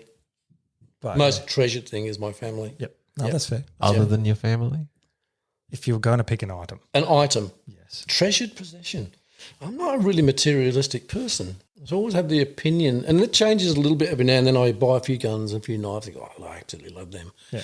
But then the old rational Nigel comes back and I go, 2 years down the track, I haven't used that one for ages, that's going, So I don't tend to hang on to things too long for that. Currently, my FJ Cruiser. Oh, yeah. I love the little FJ Cruiser. Very nice. Very nice. That's a possession. It is. Try and take that away from me, fucker. From my cold dead hands. It's all right. You can There'll be have some fucking lead flying if you try and come and get my cruiser. petrol, yeah? Yeah. Yeah, it's all right. You can have it. Especially with the current petrol They prices. don't make diesel FJs. Don't they? No, they never did. The Americans didn't want them because they don't like diesels, and so they never made FJs in diesel. I didn't So know there's that. only petrols. You can only ever buy petrols. There you go. I'd love a diesel one. Yeah. And if you think about it, it's only a Prado underneath, so they could have had a Prado diesel motor in it, but they just never made them. So, yeah, it's petrol. Having said that, it's pretty responsive, having a, big petrol engine. I'm sure it would be, and I'm sure that the however many litre tank wouldn't last long. I've got a 165 litre tank. Yeah, so So that you gets get you from Adelaide Hills to Adelaide. 500 kilometres? Yeah, that's every 2 or 3 days I fill that up, yeah. 2 or 3 days, he means 200 and 300 metres. Jesus, it's But almost... think about it's it. like I just $1.90. went to New South Wales and back, and I drove back over the Hay Plain, and if I wanted to, I could have driven almost all the way on one tank. That's pretty good, huh? It's not too bad. Till you pull in the service station. Not too bad. Yeah, that's right. You I don't know, $1.91. look at your receipts. It was $2.10 a litre for petrol on the Hay Plain where You're not doing yourself It's a $300 any flat. favours. you got a $300 bill Jesus. if you pull in there, and Yeah, push bike's looking pretty good. I looked at the wife. I said, "We're not eating tonight." Yeah. I have to ask though, what drew you to the FJ Cruiser to start with though? Little round headlights. That classic style. Pretty simple sort of person, that sort of, because they look like they're looking at you with this really cute face. Have you done the the eBay special where you give your car do you do? eyebrows? You're gestating like I've got no idea what you're actually about to say. Eyebrows on the Yeah. on the lights, and it gives the car personality. Does it? Oh yeah. Yeah, You can looks like there's eyes. You can buy eyebrows and eyelashes for your car's headlights. Is what he's trying to get at. Oh wow. I don't know what the gesturing was. It's like I'm looking at the front. Yeah. Looks like you're docking your fingers. Those playing at home, I've got my pointer fingers. And It looked like you were flick my about hands to reach around, over and touch about my to nipples. dock. I'm just like, I'm a very visual person, so I'm visualizing What my nipples are like. Fucking weirdo. I just turned my chair around away from you, Ryan. Careful, I got my fingers out. That's yeah, exactly. Don't face your back to him. What recommend a movie to us, Nigel? Out of Africa. My favourite movie. Yeah, very good. So romantic movie. It just hits all the spots.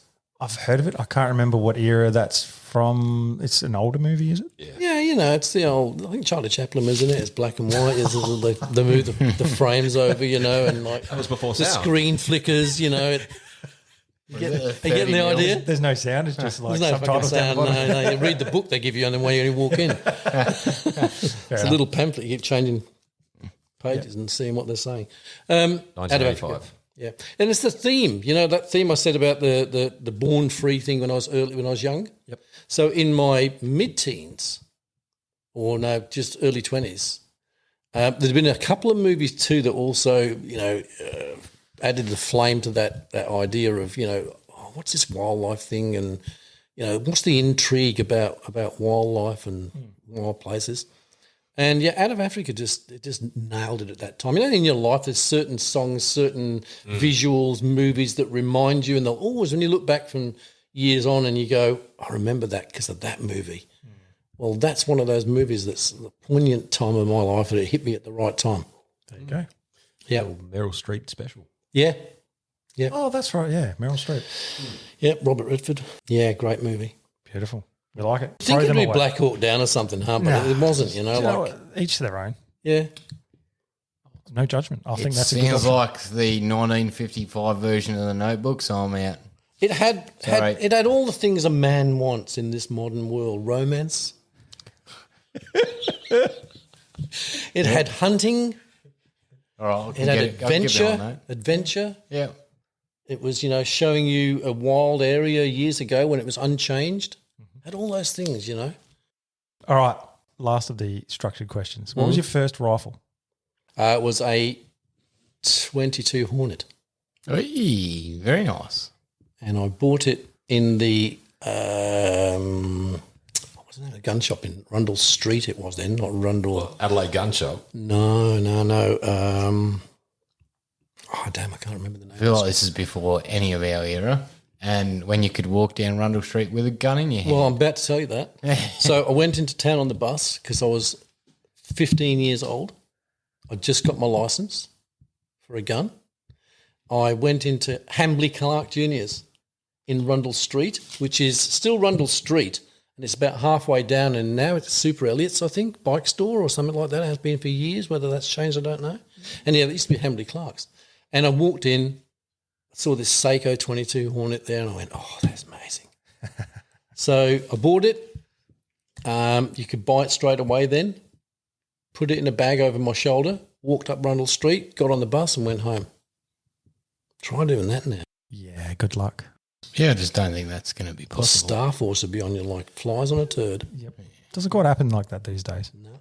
But that's the era we lived in. Nobody was scared. Everybody's scared these days because they're told to be scared of everything. Yeah. They're scared to go out their door. And there's no reason why. There's nobody waiting out there to kill you. It's kind of funny, actually. Like, there's less shootings now than there was back then. True story. It's just reported differently, isn't it? It's the media. The media has a lot There's to answer less shootings now than there was back then. Yep. I mean, this COVID thing wouldn't have been as big as it was if it wasn't for the scaremongery of the media. for. 100%. I'm going to check that up, Ryan, actually. I'm going to Google that. Homework for this week, Josh. Do it. Less shootings because I've actually... Like per population, I mean, not the number of shootings, like per population. Because I've seen the number increase since old fucking Howard. So I've seen like stats on many like news articles where it's actually increased the amount of gun violence, not decreased, since we had the gun buyback and the semi ban. It's per population. That's taking in consideration Do it capita growth. per 100,000 people. It's per capita. Yeah. Something like that. Anyway, homework for this week. Josh, we look forward to the report on next Monday. Yeah, that might be in just Josh now. You're going to get that Is it segment just- right. is He's it going to just get that joshing segment. Young? Is there a question 11? No, well, this is where we freeball it and just I've been waiting for this. Are we not supposed to have done that till now? well, I mean, we've been freeballing for the first whole hour of this podcast. So, I mean, you've actually alluded to it a couple of times, Nigel, in that your interest for the outdoors sort of sparked with Born Free and Out of Africa and whatnot. Things like that. So 7 years of age, you've seen Born Free, and then you've got your mates, you're out in the woods, you've got knives, you've got slug guns. Lord of the Flies. So Probably being in Johannesburg during the 92 elections when a race riot was on, and they're coming down the street, and we've got about 300 Zulus with machetes just about to bear down on us. There you fucking go. There's the answer to that question. There's that the I most told you I would dangerous. come back at number 10. There you go. Well played. Well played. Thank you so much. I'll be here on Mondays, Fridays, and Saturday afternoons. Try the veal. That was very well done. Thank you. But I didn't get it in now. It wasn't going in. That's what she said. Don't, Elaborate on that. You what, don't go in? don't know. It doesn't go in now. It's not going in. It's like marshmallow and coin slot. It's like a butter in the rectum. If it doesn't go in hard, it's not going in soft. I didn't on. actually hear that through my mic. What was that? It's a butthole. I'll show you later. I thought you said it's a butthole in a rectum. It's like butter in a rectum. Oh, butter. Sometimes you just got to thumb it in. Jesus, man, my hearing. Yeah. Use the knuckle, not the finger. Headphones are in mono again. Go. Are you alluding to a question? I was alluding to a question, which is, so you're 7 years of age, you're in the outdoors. Where did you progress to hunting or fishing from being 7, Yep. hanging out with your mates? Dad would take me fishing weekends in the Severn River, and we'd fish for different species there, and that was a memory which I quite enjoyed. When we bought all those things in the forest, we'd have rabbits and squirrels to hunt. That was my first introduction to killing something. Yep. You know, and going, fuck, I just killed something, you know, like that's purposeless, you know, like, and that is as important to learn as the other things, you know, like, so you don't realise that till later. You think back, what did I learn from that? And it's like, I learned that killing something for nothing was wrong, you know, purposely. So where did it go from there? Probably moving to Australia was the next big thing that changed the opportunity scale. It was like, wow. Adelaide was still quite rural. Opportunities Dad would still take us fishing here, and then he stopped fishing. And then he initially bought guns when we came here and would take us out shooting. And then one day I think he shot something and put a gun away and never touched one ever again in his life. He shot a little bird. He's like, I'm going, my slug gun doesn't work, Dad. I can't hit jack shit with it. And he's gone, give it me here. He's going, look at that pretty little bird. Thwack. And he shot it. And we're like, yeah. And Dad's gone, oh, fuck. You know, like. Wow. And then so he never, ever took me hunting again. Then it was, so that was probably 13. Yep. And it wasn't until I was 15 when I could go and get my own license that I still wanted to go and go down that path. I wanted to, venture into it more. But by that stage, he was like, he should be going buy guns. He gone right off it. It just turned him, that one little thing. And I sort of admire that. Was that the first thing, like first sort of senseless thing that you'd killed? Probably squirrel in England was probably the first thing and that wasn't senseless. It was like, oh yeah, let's kill a squirrel and cook it and eat it. Of course, we had the ability to accidentally and luckily kill one, but we had no idea where to go from there, so it never happened. So in a way, it was fucking senseless because it became, Waste. just fucking waste. And it was like, and that didn't hit me until later on, like years and years later, where I thought, where did I learn the fact that wasn't right? Well, it's all these little things that come along in your life that add up to eventually there being a lesson where you go, you know what, that's not right. So I think you learn a lot when you're young that you don't realise that you're learning. But that's why it's important to give kids exposure to trying things new as much as possible, because they learn so damn much from that you don't realise they do initially, So you might think they're not getting much out of it, but they get so much out of everything, Oh, they're sponges. It's all going in My boy did his diving course when he was 12 years old, and he was small for his age like I was. So he physically, realistically couldn't pick up the dive gear at 12. So we virtually had to put it on him, carry him down, throw him in. And what, Ryan? Just the image. Just the image of you. The image. Like, there you go, mate. He's visual. Enjoy this. And he wasn't a courageous young kid that wanted to do things. He was more a sit back kid and watch. So that was a big thing for him. And until that stage, I didn't really see that he had much confidence and that sort of thing. But then, I sort of talked him into doing his dive course at age 12. And well, we actually dived. I dived on a holiday we did in Queensland, and he could only snorkel. And he's like, "Oh, I want to do what you do, Dad," you know. So I said, "Well, when you're old enough," I think he was 10 then. I said, "Like, you know, when you're old enough, I'll take you and do your dive course." So 12 years old was the minimum age to go and get a dive course because their lungs have developed at that stage by then, so they can do it. So we took him and he went through it. You know what? He battled through that course. It wasn't easy for that little kid. But at the end of it, that was the biggest thing in his life that I saw change. He became infinitely more confident of trying new things then, you know, and that was good. So it's important to do that with your kids. Absolutely. Yeah, they need to experience adversity. He never forgets to this day, and he often brings this up. He goes, "Do you remember when you took my stabilisers off my bike?" I went, "Yeah, but you were ready for that." He goes, "Yeah, do you remember what happened?" Yeah, I said, "You know what? You know, you can always lie back in your cot later and just, you know, it's not a problem." That's it. No, they just need that little push sometimes. Little push, you know, and he never forgives me for that. But he's like, but in a way, he learned things by that, you know. And my wife at the time was going, "Oh, you're going to kill that kid by doing things like that," and I'm like, Population control. Not all of them make it, honey, you know. Very good. So you're 15. You've just bought your first rifle, the 22 Hornet. Yeah. What did you do with it? So virtually where you are sitting now is where we used to hunt. Yeah, because this was just all paddocks when we came to Australia. Yeah. We lived up the hill there, and all those hills, I used to ride my motorbike on those hills, my scramble bike. We had horses in the stables not far from here, which was at the back of our house. And there was no house in sight. In those days, that's what this was like. And so, rabbits up the hills.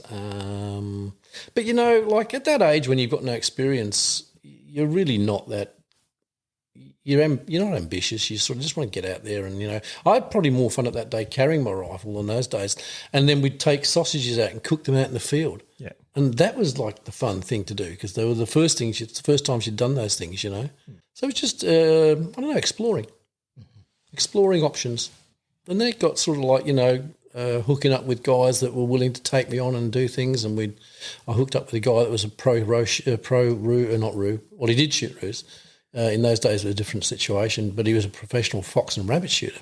Oh, yeah. Mm-hmm. And I shot, you know, thousands of rabbits and foxes with him, which was a great introduction to getting to know rifles, firearms, and, you know, and being able to shoot them. Yeah, so prior going into the army, I could shoot pretty well. It's amazing how many people learn hunting on rabbits and foxes. Oh, yeah. Like it seems to be this almost go-to in Australia. I mean, we don't have squirrel. Yeah. So it's missing those days, the opportunity to go out and actually cull 1,000 rabbits in a week. You know, and we used to go away goat shooting and we'd cull 500-700 goats in a week. Easy. Sometimes we do that in 3 days. You know, in those days, the opportunity was farmers weren't rounding them up and making money out of them, so they wanted you to kill them. Now, I didn't relate that to hunting. I even knew that at that stage. It was nothing like that. It was culling, which is totally different altogether. That's true. And I still never to this day relate that as being hunting.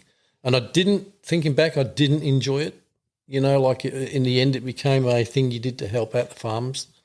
But I can't say that standing there with a mob of 500 goats that didn't run away from you because they'd never seen humans, and you just stand there with Mini 14s and there's 6 of you and you're plugging away and dropping them. There's nothing really hunting about that, and there's no enjoyment out of that. That's pure just a job to be done and you're doing it. Yep.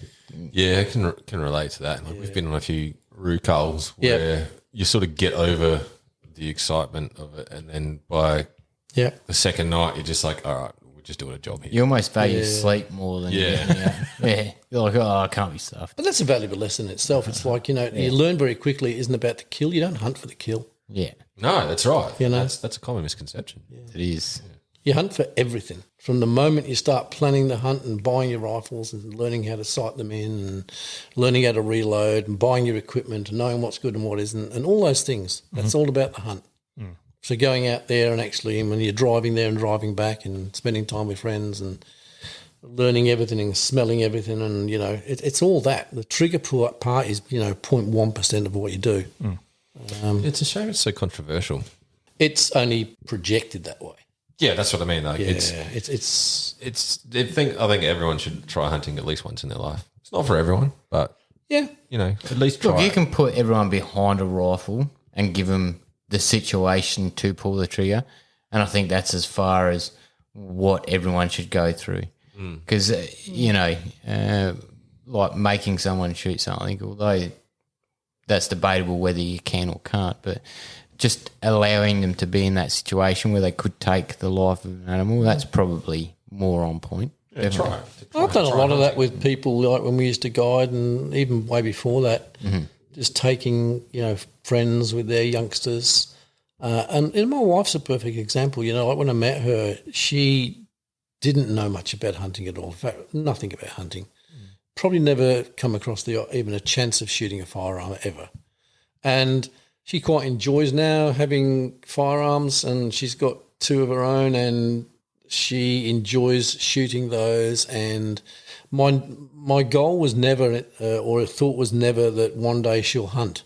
But I think I've said a few times now on different occasions that it was only, I think last year, the beginning of last year, she said, I could probably see myself taking an animal one day. And that blew me away, because it's like something that's never been important to me for her to actually take on. It was the fact that she came away, she understood it, she understands what we do and why we do it. She enjoys the meat that we get from it and the food we get from it. But I never ever thought, well, one day I'm hoping you're going to do this. It wasn't a requirement. It was her seeing how it's all done and why it's important, and enjoying the rewards of what we do. Yep. And going, there's really nothing wrong with that.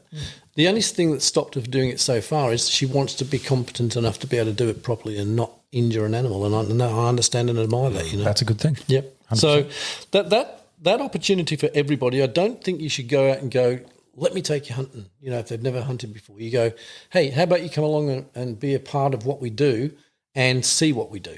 Yeah. And then start there and let them progress at their speed if they want to from there on in. They might ask you, can I have a shooting rifle? Can, I do this? Can I watch you gut that animal and see how it's all processed? And then it may lead on to later on, can I, maybe I'll take an animal myself. I mean, a good avenue I've found is we obviously utilise the meat that we hunt, and quite often we'll be making snags. Yep. And then you have so many of them, you've got to give them out. And you give away these snags to people, and they go, oh, where did you get these from? I'm like, well, this is from a deer I shot. Oh, that's the start of a conversation. Yeah. Oh, I didn't even know we had deer in Australia. Or where did you shoot that? Or how did you do that? And then just by giving someone something, and then we'll try this, man, see what you think. Oh, I don't know, I've never tried deer before. Well, you won't. You'll love this, try it. And then they love it, and they go, oh, well, yeah, cool. And then, that's just, it starts their mind thinking about, all right, they're thinking about how you've gone about what you've done. Yep. And maybe putting themselves in that same situation where they never would have done that before, just because you've just eased them into that and sort of transitioned into a different way of thinking. So I think that's definitely a way that I've found good in just opening that dialogue with people. Yeah. And you're giving them something. You're not saying, hey, like you've just said, you're not saying, hey, get behind this gun and come hunting. Yep. You've sort of eased them in. And it isn't for everybody, it doesn't matter if 60% of the population never experience hunting. But they need to understand hunting. That's how we save wildlife. They need to understand what we need to do to save wildlife. Yep. And if that means, I've said this before to people, if and people find it hard, if somebody said to me tomorrow, if you give up hunting, we can show you a way to save all the wildlife in the wild areas of the world, would you do it? And I sort of give it up in a heartbeat. Even though I love it to bits, in the end, it's more about the wildlife than it is about the hunting. Yep. And I think that's a really important thing to understand. If you're willing to do that, then you're proving the fact that the wildlife, the wild areas is more important. And what you're doing as hunter is you're a part of that process. Bigger picture, yeah. That's all. Exactly. So what would you say was the turning point for you where hunting became a serious endeavour? It's never really – it's always been something I could walk away from tomorrow, And I have walked away from it for periods of time when I've been disillusioned with what I'm seeing hunters do or the way things are being, undertaken, and it sort of turns me a little bit against that, So it's always been something that I thoroughly enjoy as long as I can do it on my terms and I know I'm doing it right. Yep. And then I'm not going to do it unless that's the criteria that I can do it to. Like if somebody says, I'll take you hunting, I mean, I've had plenty of offers to go hunting and I've either known that I wouldn't enjoy what they want to do and I'd never go and do it, or I've been and gone, yeah, you'll never see me again. And they're not people that are going to be in my inner circle of hunting pals. Yep. And so hunting is a thing I do if the situation is right and I'm happy with it.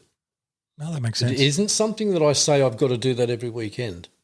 I'm fascinated at times with people going, I hunt all year. I think we've had this conversation, Josh. Mm-hmm. And I say, I'm weirdly sort of intrigued why you hunt all year, because I know there are times when you should hunt and shouldn't hunt if you're looking at the management and the care of a species, and somebody's missing the plot there. It's different if you're culling. Culling, you're doing a job to get rid of those animals out of that area or keep the numbers down to a manageable number. Yep. But if you're looking at managing a game species, for instance, there's times when you should take females, males, cross section of the herd. Yep. When you've got to cull more than what you would like, because the environment and the rainfall and the feed that's available determines it. Mm-hmm. Those are the things you should look at. Not like I've had people say to me, I could never if I'd go hunting every week. And it's like, okay, but you're probably not looking at the big picture. Are you really understanding what is it that you're trying to get from hunting? You can't possibly need a deer for the fridge every week. You're eating a phenomenal amount of meat. Yeah. But it's all personal. It's got to meet my criteria for me to want to do it, and it's the same with everything that I do. Yep. So when did it go to that next level? It's always been at that level. I reckon when I saw Born Free, and that wasn't a hunting thing, but I knew I wanted to be a part of the overall nature of things, and it's that drives me to be a hunter, not hunting. Yep. No, that makes sense. Not makes sense. Trophies on the wall or things like that. That doesn't drive me at all. Yep. So it's what can I contribute to the care and wildlife of species and habitat and by what have I got to do to be productive and most productive within that as a hunter, and that's the hunting part I'm interested in. It's really funny hearing people like yourself talk like that, because we share the same values as you do in like wanting to do the right thing by sustainability in that sort of sense. And then hearing what is traditionally thought of as the opposition to hunters, which is like the Greens and the like quotations hippies and whatnot. But we're both singing the same song. Similar. Similar song, where people like us that share those values, we want the best for the environment. We want to create things, have things to be sustainable and have growth of natural growth and that sort of thing. Yep. It blows my mind that there is this massive division where a little bit more of understanding and conversation can help a lot with bridging that divide between people that aren't necessarily hunters and shooters, but there's that stigma that's associated with it that draws them away from that. Whereas the values that are shared there and trying to make the best out of nature, they're quite similar. It's I'm very intrigued by that, and what can we do other than try to be honest about what the hunting is and the whole concept of it is. I think to be successful in what we want to achieve is we've got to very early on understand the types of people we can get through to and those we can't. Those that have agendas that are never going to believe what we believe, and they don't even know why they have those agendas. So it's nominating the people that are genuinely conservationists or anti-hunters for a reason. Do they not know the whole picture? Do they not see it from that point of view and have another point of view to consider? Now, I've been talking with a young Kenyan girl who's anti-hunting. She belongs to a conservation group in Kenya. And she said, we've quite had a fair bit of dialogue now, and she's anti-hunting, but she's more intrigued about what I think we can do as hunters.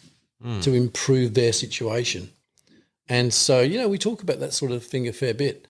She's almost not an anti-hunter anymore. You worked your magic. No.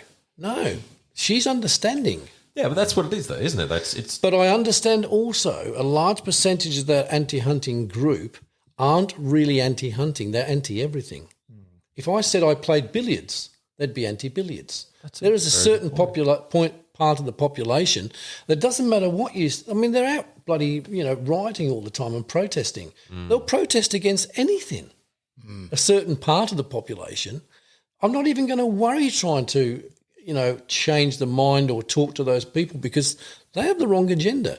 They're not worried about wildlife. They're not worried about. They just want to be successful and get their face on in print or look for their moment of the day. Exactly. Yeah. So I'm not interested in them. It's actually like trying to work through all those people in the anti-hunting fraternity and go, who are the real anti-hunters?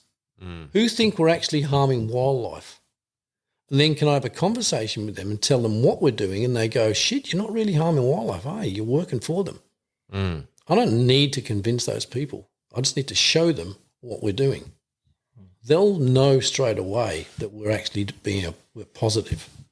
Yeah, that's true. They'd be the ones that would be willing to have a conversation as well. Well, I hunt on a property where they're anti-hunters.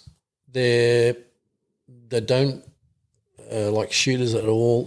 They don't eat a lot of red meat and that sort of thing. They're farmers, though, believe it or not. They'd never eaten venison, though they've got deer on their property, wild deer. So getting to know them, having conversations with them, the female of the pair rang me up and said, we need to get rid of some of the deer. Would you like to come and hunt them? And I thought, oh, wow, this is a role reversal in these people, a mindset change. And I said, oh, I'm a bit surprised, you want a hunter to come on and hunt? And they said, yeah, but we know you'll do the right thing. And we understand what you're doing. So there's still not people that are going to grab a gun and go out and shoot a deer. But when I drop venison off at their place now and they turn around to me later on and go, this is the best meat we've eaten. And I go, wow, I didn't have to do anything there, did I? Other than be real. Yeah. Be honest. Authentic. And people can see when you're authentic and honest. They can see when you're really passionate about what you're saying or whether it's just bullshit and you just want to be known as whatever. Yep. It's really important with anything just to be honest in life, Yep, 100%. So you do you, honey, as they say. I agree with that 100%. Yeah. So, Nigel, I'm gathering at some point you did a stint in the army in your 20s, 30s? Late teens, early 20s. Oh, yeah, beautiful. So had that stint of your life and you've left the army after that. Now, was it long after that veteran hunts came about? Was it a long time after that? Veteran hunts has only been around 2.5 years. Only 2.5 years? Yeah. Wow. So how did that progression come about then? Well, the thought was, I really didn't have, like I said, an awful lot to do with veterans or ex-military people because in my time, when you left the army, especially people from combat engineer groups, we only had troops in those days. So you'd have guys join 2 troop, 1 troop and that sort of thing, 3 troop. And what happened was those guys would come from all over Australia. So when you left the army and you went back to civilian life, you never saw those guys again because you're spread and you're diverse, right? Yep. And that was it. There was no form of connection or keeping together and that sort of thing. I mean, I remember going and parading Anzac Day, probably the second year I came out the army in Adelaide with one of the old units I used to be involved with here. And it was at that stage I thought, I don't need this. This is not something that's helping me. I don't understand what the concept is. And then it was it. I just turned my back on everything like that. Never spoke about anything like that for years. And it's only through Iraq and Afghanistan and Timor where I watch young Australians going to war again that I've seen the pitfalls. I've seen where I lost a lot of mates from my era who committed suicide. And I thought that's going to be prolific again. And it was, and it is. And it's like, that can't happen. I'm not willing to sit back and just watch that happen again. What can I do about my little bit of that? Like I'm not a psychiatrist. I'm not a, psychologist. I can't offer anything in that regard. So what can I offer? And it was then, well, what can I offer? I can offer them an experience outdoors where we actually spend time with them and if they're looking for something of value, we can maybe show them something of value to get involved with. But we can show them not just the hunting aspect, but that actual serving a purpose, which is caring for wildlife. That's much bigger than just hunting, like just taking people out to shoot something. Yep. I've had veterans say to me, I've got to come along with veterans. I just love to kill things. And I go, well, I don't think I think you're missing the point. That is not what we do. We're about learning the whole thing. There's a lot to learn about looking after wildlife. And in that scheme of things, yes, you will have the ability to take some animals and have good food and enjoy the experience and, I think that's the definition of it, like a true hunter. Though. Like we were talking about that before the podcast recording started. We're about the definition of hunter and how it could be subjective and that sort of thing. But I think you've just answered the question there, where a true hunter is someone who understands the broader picture. Yep. And it's not just about pulling the trigger. No. I think that for me resonates 100%. Yeah. Well, it's part of the means, but the means doesn't stop at pulling the trigger. No. To me, it's more of a community thing after when you're sharing the meat. The gratification that you get when you've got, I don't know, some backstrap medallions cooking up with, 5 or 6 mates, you're having a beer, that aroma's in the air, you're sitting chatting. Yeah, you can buy that out of the grocery store, sure, but you can't buy the experience out of a grocery store. And generally with those types of experiences, hardship. It's raining, you're cold, you're wet, you're hungry. So there's some adversity there that you've got to overcome. I agree. That is part and parcel of that experience. And then because you've faced adversity, when you go through adversity with someone, you're more likely to share, to open up with them. Yeah. So then your mental health starts getting looked after. Your physical health is already looked after in pushing through those natural occurrences like the weather and walking long distances. So it's good all round. But you can't have valuable input into wildlife and all that unless you know and learn the big picture. Yeah. And so it's more a process of like hunting was a pretty easy option to choose because the skill set of veterans or ex-military people, they've got an awful lot of those skill sets already. The only thing they don't know probably is an awful lot about wildlife conservation and that sort of stuff, which we can impart in them, And hopefully there's a certain percentage of them that will see and develop a passion for that. There's always going to be a lot that don't see that and just go out, let's go kill some shit on the weekend, And it's not to try and create an elitism within hunting. It's just to try and offer the more personal, deeper growth within hunting and conservation to those that want to go down that path. Yeah. All right? Because not everybody's going to want to do that, as if not everybody's going to want to hunt. So, and, sometimes it's just because it hasn't been brought to your attention that you don't understand what that is about. True. Education changes minds. Yeah. And I've seen it change. I thoroughly enjoy changing the minds and thoughts of those that think the opposite to what I do. And that's not a challenge. It's about we both want the same thing. We've got an opportunity to change it with what we do. Consider it. Exactly. And I'll consider what you do. And like I said, and if some stage what you do means that we don't hunt, but we can care for the wildlife and wild places without hunting, I'm yours. I think that blows them away when they say, "What, you give up hunting?" I say, "Of course we give up hunting." Is that a bit of a catch-22 because you know that it's not sustainable without? No, because if one day that does happen, I'm more than happy to actually go along with what I said. Yeah, Right. You got to be willing to live By what you say. by what you say, and like I said once again, if they see the honesty in in the discussion you're having with them, then it's hard to challenge that. If they're intelligent people. I think the key is you're showing them what you're doing rather than just having a conversation saying, this is what I do, and you have to think this way and shoving something down someone's throat. Yeah. it's 100 times better when you actually show them what you do and they see it firsthand, and then they can gain an understanding if they're a visual person like Ryan. I'm very visual. So, just on that note, with speaking to people that may not necessarily understand hunting, have you ever had some like bad experiences with people that are hugely against hunting that are sort of you've gone, wow, that was pretty fucked up, where they've not really given you any leg space, wiggle room at all? You mean in conversation or out in the field? Or both? Have you had? Yeah, but this isn't a testament to his articulation, mate, because you present yourself quite well, so no one's going to be quite. Well, this frock is off-putting, rather man. nice, isn't it? Yeah, it is. Yeah, but that's just what I'm getting It at. is Like, very it's, nice. it's But there's people that don't listen at all. So being a man who's quite willing to have the conversation, have you ever come across people that aren't willing to have that conversation? Yep. And it was that something that you tried to dig deeper into, or did you just make the decision, nah, not going to What determines that is whether they're sincerely interested in what I'm interested in, which is wildlife and conservation, or it's not really their agenda. If it's not their agenda, chances are they won't want the conversation. But if they think that there's something in what you've got to say that helps wildlife, then they will listen. They'll continue to listen. The conversation can be bigger. But if at some stage you let that down, you fail in some way to, and you're not trying to, to trick them.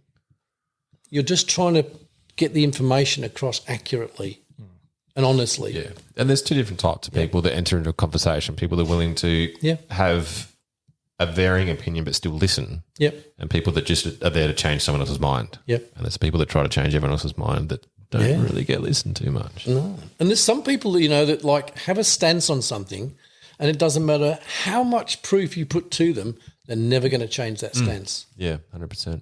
Now I won't spend much time with those people. I love those people. Yeah, I won't. They're time wasting. They're wasting my air. I like a good argument. That's all it is. Oh no. No. There's this thing about pick your fight. Yeah. Yeah. Oh, no, Pick the fight that you can be productive in. That was a very, very loose. I love those people. Yeah. I'm the same. Like you can gauge whether someone's interested in even just listening. They don't have to agree, but just like listening to what you're saying and then thinking about it. Yep. But then you got someone who's just not fucking at all at the same. I mean, this young lady in Kenya, she's gone to university. She's studied, wildlife, that sort of thing. I think she's an environmental scientist or whatever that. Straight away, you know that there's somebody serious about the conversation. So this isn't somebody that's watched the doco, grabbed a placard and walking down the street with bright green hair going, fucking hunters, like it's not that. Yeah. So, and that's probably a wrong analogy because there's probably some of those people are dead serious about what they're talking about. But that's, that's the other end of the scale, isn't it? We have conceptions of what those types of people are. And it might not be. And it might not be what that is. There's some serious people amongst those people. Yeah, that's right. How do we find those people in amongst that group and disregard the rest? That's what is important for us to do, is to actually at least search through them and see who's really interested in what we've got to say and serious about what we're doing. And we can work together with those people. When you say to them, so what are you doing at the moment in Kenya? Right, well, we're trying to protect villages from wildlife and we just need to know how we can manage the wildlife populations to suit that and how we can have these barriers of areas between the two. It's like, okay, well, I can't tell you how to manage certain species. You'd know more about that. But what I can do is tell you how to control numbers, document it, analyse it, and then over a period of time go, is that working? Is it not working? We can assist in those areas. Because if you're not somebody that can actually do the actual shooting part of things, they've missed a cog in that whole program. They need that cog, So if you're that cog, then you're a part of that program they want to be involved in. So when you say it like that, they're like, at one stage she said, would you be willing to come over and like have a chat with us? And I'm like, I would, whatever the circumstances. But that's sure, yeah. I mean, that's a collaborative approach, which when it comes to negotiating any sort of a conflict, that's like the utopian holy grail is collaborating, and no one's really giving up something. Find the common ground. Yeah, find the common ground and work together and both have input without giving something up necessarily. So it sounds like that could happen a lot. There's a load of hunters that are doing the exact opposite and injustice to what we want to do as well, you know. So, I mean, like they've got them as well. Yeah. You know, and once again, it's no point them talking to those people. Yeah. You know? Yeah. I think there's a whole bunch of people in the center of most groups. Yeah. So if you can sort of get the extremists out of any group and talk to the centrists, I think everyone's, pretty well aligned. But do you think that climate's changing of those people that do wrong in the hunting community and those that are trying to do right? Do you think there's a shift? I'm not in a position to know the numbers or even, to understand that, because I guess in life you can get wrapped up in trying to understand everything, or you can focus on what you know is important and use your time valuably to sort of do that. You'll achieve so much more by being focused in what you need to do than worrying about all the people that are doing the wrong thing. Mm-hmm. So by doing the right thing, hopefully some of those people will see what you're doing and go, oh, there's probably a point there, Yeah. And they'll come along with you. Some won't. But if overall you can achieve something, just the main thing is to stay focused on what your goals are. We try and do that with veteran hunts. There's a whole heap of things that we could have done that have come up over the last 2.5, 3 years that people have said, why aren't you doing this? Why aren't you doing this? And it's like, hang on, we've got our goal in sight. We know what we want to do, how we're going to get there, and what we can offer people along the way by doing that. Mm-hmm. So, yes, you can all have these opinions, and you're welcome to go and do that yourself. Don't use our forum or our program for that or platform. Go and do that yourself, but we'll continue on with this and see what progress we make, And we're pretty happy with the progress we're making. So nice. Yeah. What's next for veteran hunts? More integration with people, spreading the word to people that aren't hunters, primarily helping as many people as possible. We are a helping program in every aspect. Initially, it was to my passion's wildlife and my other passion's veterans. So they were only the two goals, but it's increased and there's more goals now to help others. And if we can do that, if you can continue to keep helping people, it's hard for people to knock you down. They'll still try, but it's hard for them to knock you down because you incorporate so many groups that you're helping and assisting that you almost funnel you gather a load of like help along the way. Mm-hmm. And characters along the way that are willing to stand up, and say, no, this is great. How can this possibly be wrong? We can help taxpayers, we can help Indigenous communities, we can help wildlife habitat, help veterans, mental health. We can save the taxpayer money by helping veterans. Mm. So there aren't too many people that you think aren't benefiting from this thing that we're heading towards and want to do. It's getting it unified and understood, proving that it can happen, and then expanding it so that there's more opportunity for veterans Australia-wide and worldwide to get involved in that. So that is the overall. It sounds like a huge thing, but in small bits it's not. Yep. No, that makes sense. We just nibble at it, you know what I mean, and get there. And people that want to sort of be involved and reach out to you and be a part of this, how could they do that? So 2 forums we use currently. It's going to change. We're going to have to, because, social media is very fickle. But it's been a great means of getting the message out there and trying to get over our point of view. So currently on Facebook we have a veterans-only page where for a few reasons that's veterans-only. It's a space where veterans can come and feel comfortable and they're only talking to other veterans. Yep. They can connect through there, communicate, reach out to people they haven't seen for years, get together. There's people there that are just starting hunting and are interested in how do I start off. Mm-hmm. So there's people then that can mentor them and get them involved. The other forum's Instagram, where it's not just veterans. We integrate with general public and hunters there, and that's to integrate veterans with them.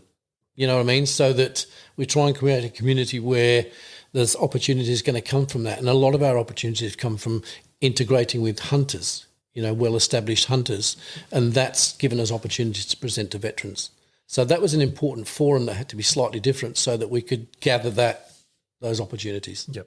But it also is really good to integrate veterans. We've had veterans hunting now with hunters that aren't veterans, and that's great because at some stages veterans think, oh, they're different to us. Well, they're not. They're just, their life's experience may be different, but they're hunters, which are pretty well like-minded people anyhow with veterans. Mm-hmm. So there's a lot of things that are very similar with people that choose hunting and people that tend to go and serve their country as veterans. So that's the two forums. We're obviously going to have to expand on that and have a website and things like that. But, we're not funded by anything, so we've got to step slowly. So what's the handle if someone was going to try and find those platforms? Is it Veteran Hunts Australia? Veteran Hunts Australia _VHA on Instagram. Yep. And we only filter on that is this person that's wanting to join this group, because it's a private group. We look at their site, their page, and go, what interest have they got with us, with hunting or with veterans or whatever support, and if they look like they're okay, then they come in, and it's working out good. And then on Facebook, it's just Veteran Hunts Australia. And then once again, we'll ask for some identification of their service, and they can come in. Like I said, their families can come in. And that's the place where we actually have an inner sanctum where we can actually connect, organise hunts, organise trips and that sort of thing. So we don't really want the general public to know that, because that gives these guys a sense of, security and, their own place. Safe space. Yeah, and it's also, a place of pride. I mean, we get a lot of feedback with guys that go, wow, I really love being a part of this. I feel like veterans are now doing something productive. It's exactly what we wanted them to feel like, Yeah. So it's achieving that goal, giving them something of substance, Not everybody in Veteran Hunts on Facebook would feel that way, but we certainly are touching quite an audience.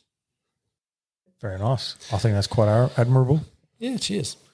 And, I hope it only gets easier with some easing of COVID and whatever else. And Oh, it definitely will. I mean, we originally thought when we started this we might get 20 or 30 guys that are interested in coming along hunting. And, I think now we're about 1,050 veterans from 10 different countries on Facebook. Wow. So we have Russian military, we have Canadians, we have Americans, we have Israelis, we have everything. And it's open worldwide to veterans from any country where you've served. Yeah, wow. We have no, I've got an Iranian guy in there. And it's like, you'd think, is that safe, But in the end, they just want to hunt. Yeah, that's it. So as long as they sort of meet the right sort of character criteria, that's fine, Yeah. So, that's working well. And there seems to be and we've just opened up Veteran Hunts New Zealand and Veteran Hunts USA on Instagram. Okay. So we're sort of looking to feel the water as to, there are a few veteran groups in America doing that sort of thing. Mm-hmm. New Zealand, there's one group, but they're not really on Instagram.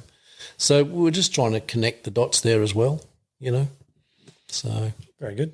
see how we go. Well, yep. All the best. I hope it continues to grow, and We've got a good bunch of guys now that are actually involved on the executive and admins, which, we've got an admin in New Zealand, admin in Georgia in the USA. Mm-hmm. We've got about 7 or 8 people here in the exec admin here, which now we've got a bigger brains trust.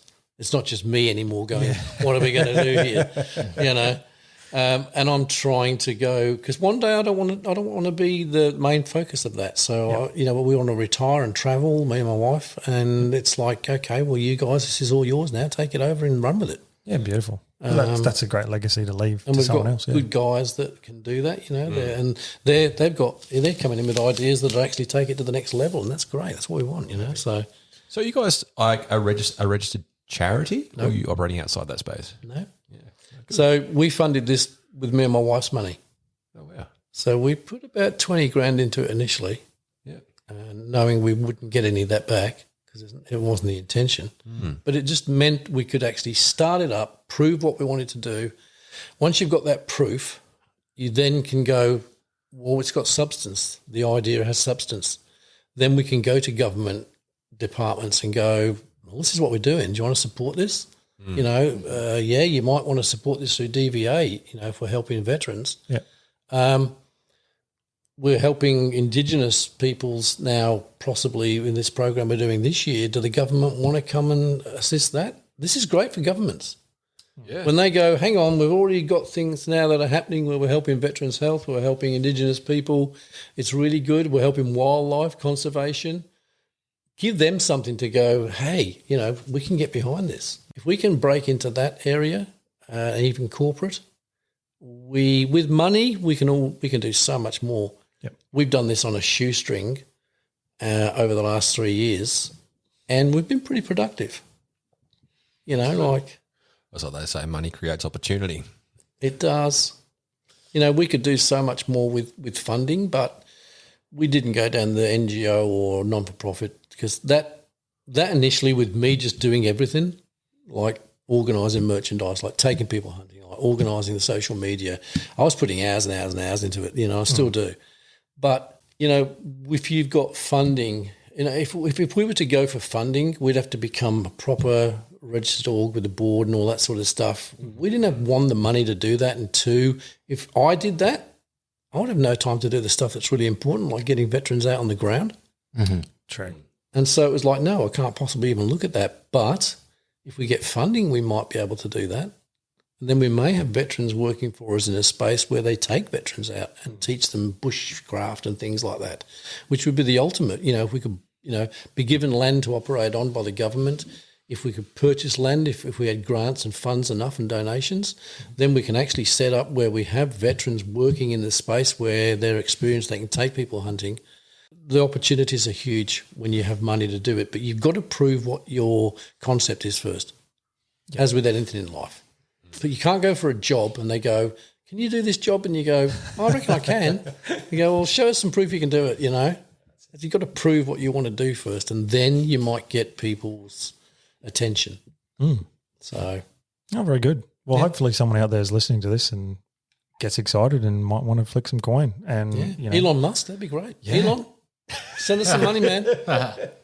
you never know. I really do hope someone can come alongside, or a body, or whoever can come alongside and help you guys out. For sure, that would be great. Yeah, thanks. I think, you know, like we can't say we haven't achieved something and helped people. So we're already successful. Exactly. It's where can we go from here? And, you know, the more we do, the more we go, oh, we can make this even bigger and better and help more people. Yeah.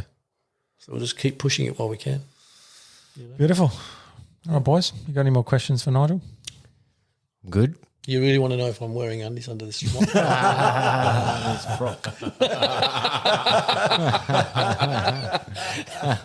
And the answer is Commando. I'm not Scottish. So not a kilt. That's a terrible Scottish accent. Look, we very much appreciate you giving your very valuable time to us to come onto the podcast. Definitely. Fun. And I've got to meet you guys. So it's Yep. 2 people I didn't know. There you go. So now I do. go. It's good. 3 people I didn't know. 2 more people you're going to regret now. Hey, that's very all. nice. Thank you very much, man. all right. Much appreciated. We love you, and we wish you all the best, actually, in the future. And any support we can give to veteran hunts, man, we're there. Cheers, Definitely. mate. Likewise, if we can collaborate and help you guys in any way, just say, Yeah, cheers. you know, we help a lot of people that have just come out of the woodwork we never thought we'd be integrated with, and it's great. If we all help each other, what great world, eh? Exactly. Absolutely. Exactly. Community. Community. Yeah, that's a part of It's one of the reasons why we started doing what we're doing as well. Yep. Try and develop that community and Yep. partner up with people and not lose the relationship of humanity in that. Yeah, I think one of the big things that we've seen over the last 20, 30 years is we've seen people isolated. And we've seen, I think, you know, everybody thinks there's a conspiracy behind that, and there probably is. But when you isolate people, you can control people. And when you create communities, people take back that power of being able to run their own lives and make it better. It's I'm not a politician. I'm not political. I don't, you know, I'm not involved in all that sort of stuff. But it is true. That is very true. You see a community and when they work together and help each other, you don't need people outside of that community to come in and, And it's an amazing support network that you can get out of even just a small community. Yep. It's it's phenomenal what people. I mean, the Adelaide Hills is a great community, and it is a community. It's a really unique little environment up there. It is. There's loads of veterans in the hills from all over Australia, and it's. I was amazed by that, by the amount of people that join veteran hunts from a stone's throw from where I live. I thought, oh, wow, this is amazing. That was initial, and it's like, okay, so it's it's a great community, but everybody seems to help and support each other up there. The bushfires prove that. Yep.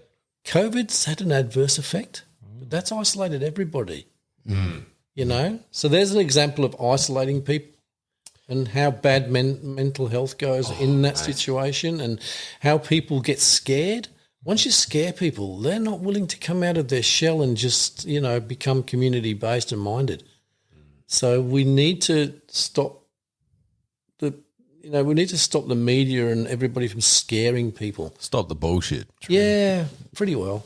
Yeah. Yeah. It's not dangerous out there. Honestly, it's not. No. Years ago, kids could bike home from school and you didn't worry about it. They could go out and play at the playgrounds without you being there watching them. They could, wander along the beach. You didn't have to worry about them apart from them drowning themselves. These days, you don't. If you haven't got your kid on a leash, there's somebody there willing to kill them. And it's not like that. Yeah. That's, again, like the stats and that have declined significantly as well. Yeah. It's just that fear mongering, like you said, the news shocking, and the mainstream man. media. Yeah. It is. Thanks, guys. No, No, Yeah, thank you. It's been our pleasure. you, mate. Thanks, Yeah. Nigel. We'll think we'll wrap it up there, and we'll be back next week as per usual. Guest, or is it us next week? I can't remember. No, it's a topic. Are we divulging that information to listeners now? It's 50-50. Pre-week in advance. We do that all the time, Josh. No. Who twisted your knickers in a knot? I think you need to take a note out of Nigel's book and settle down. go commando. Untwist that knot that is in your penis. Saying that I'm not freeballing right now. Ooh, it's a mystery. It is. Hard to tell. with People your want to hands find up. out for sure, send us an email, senditmatepodcast@gmail.com, specifically request photos, and I'll send it to you.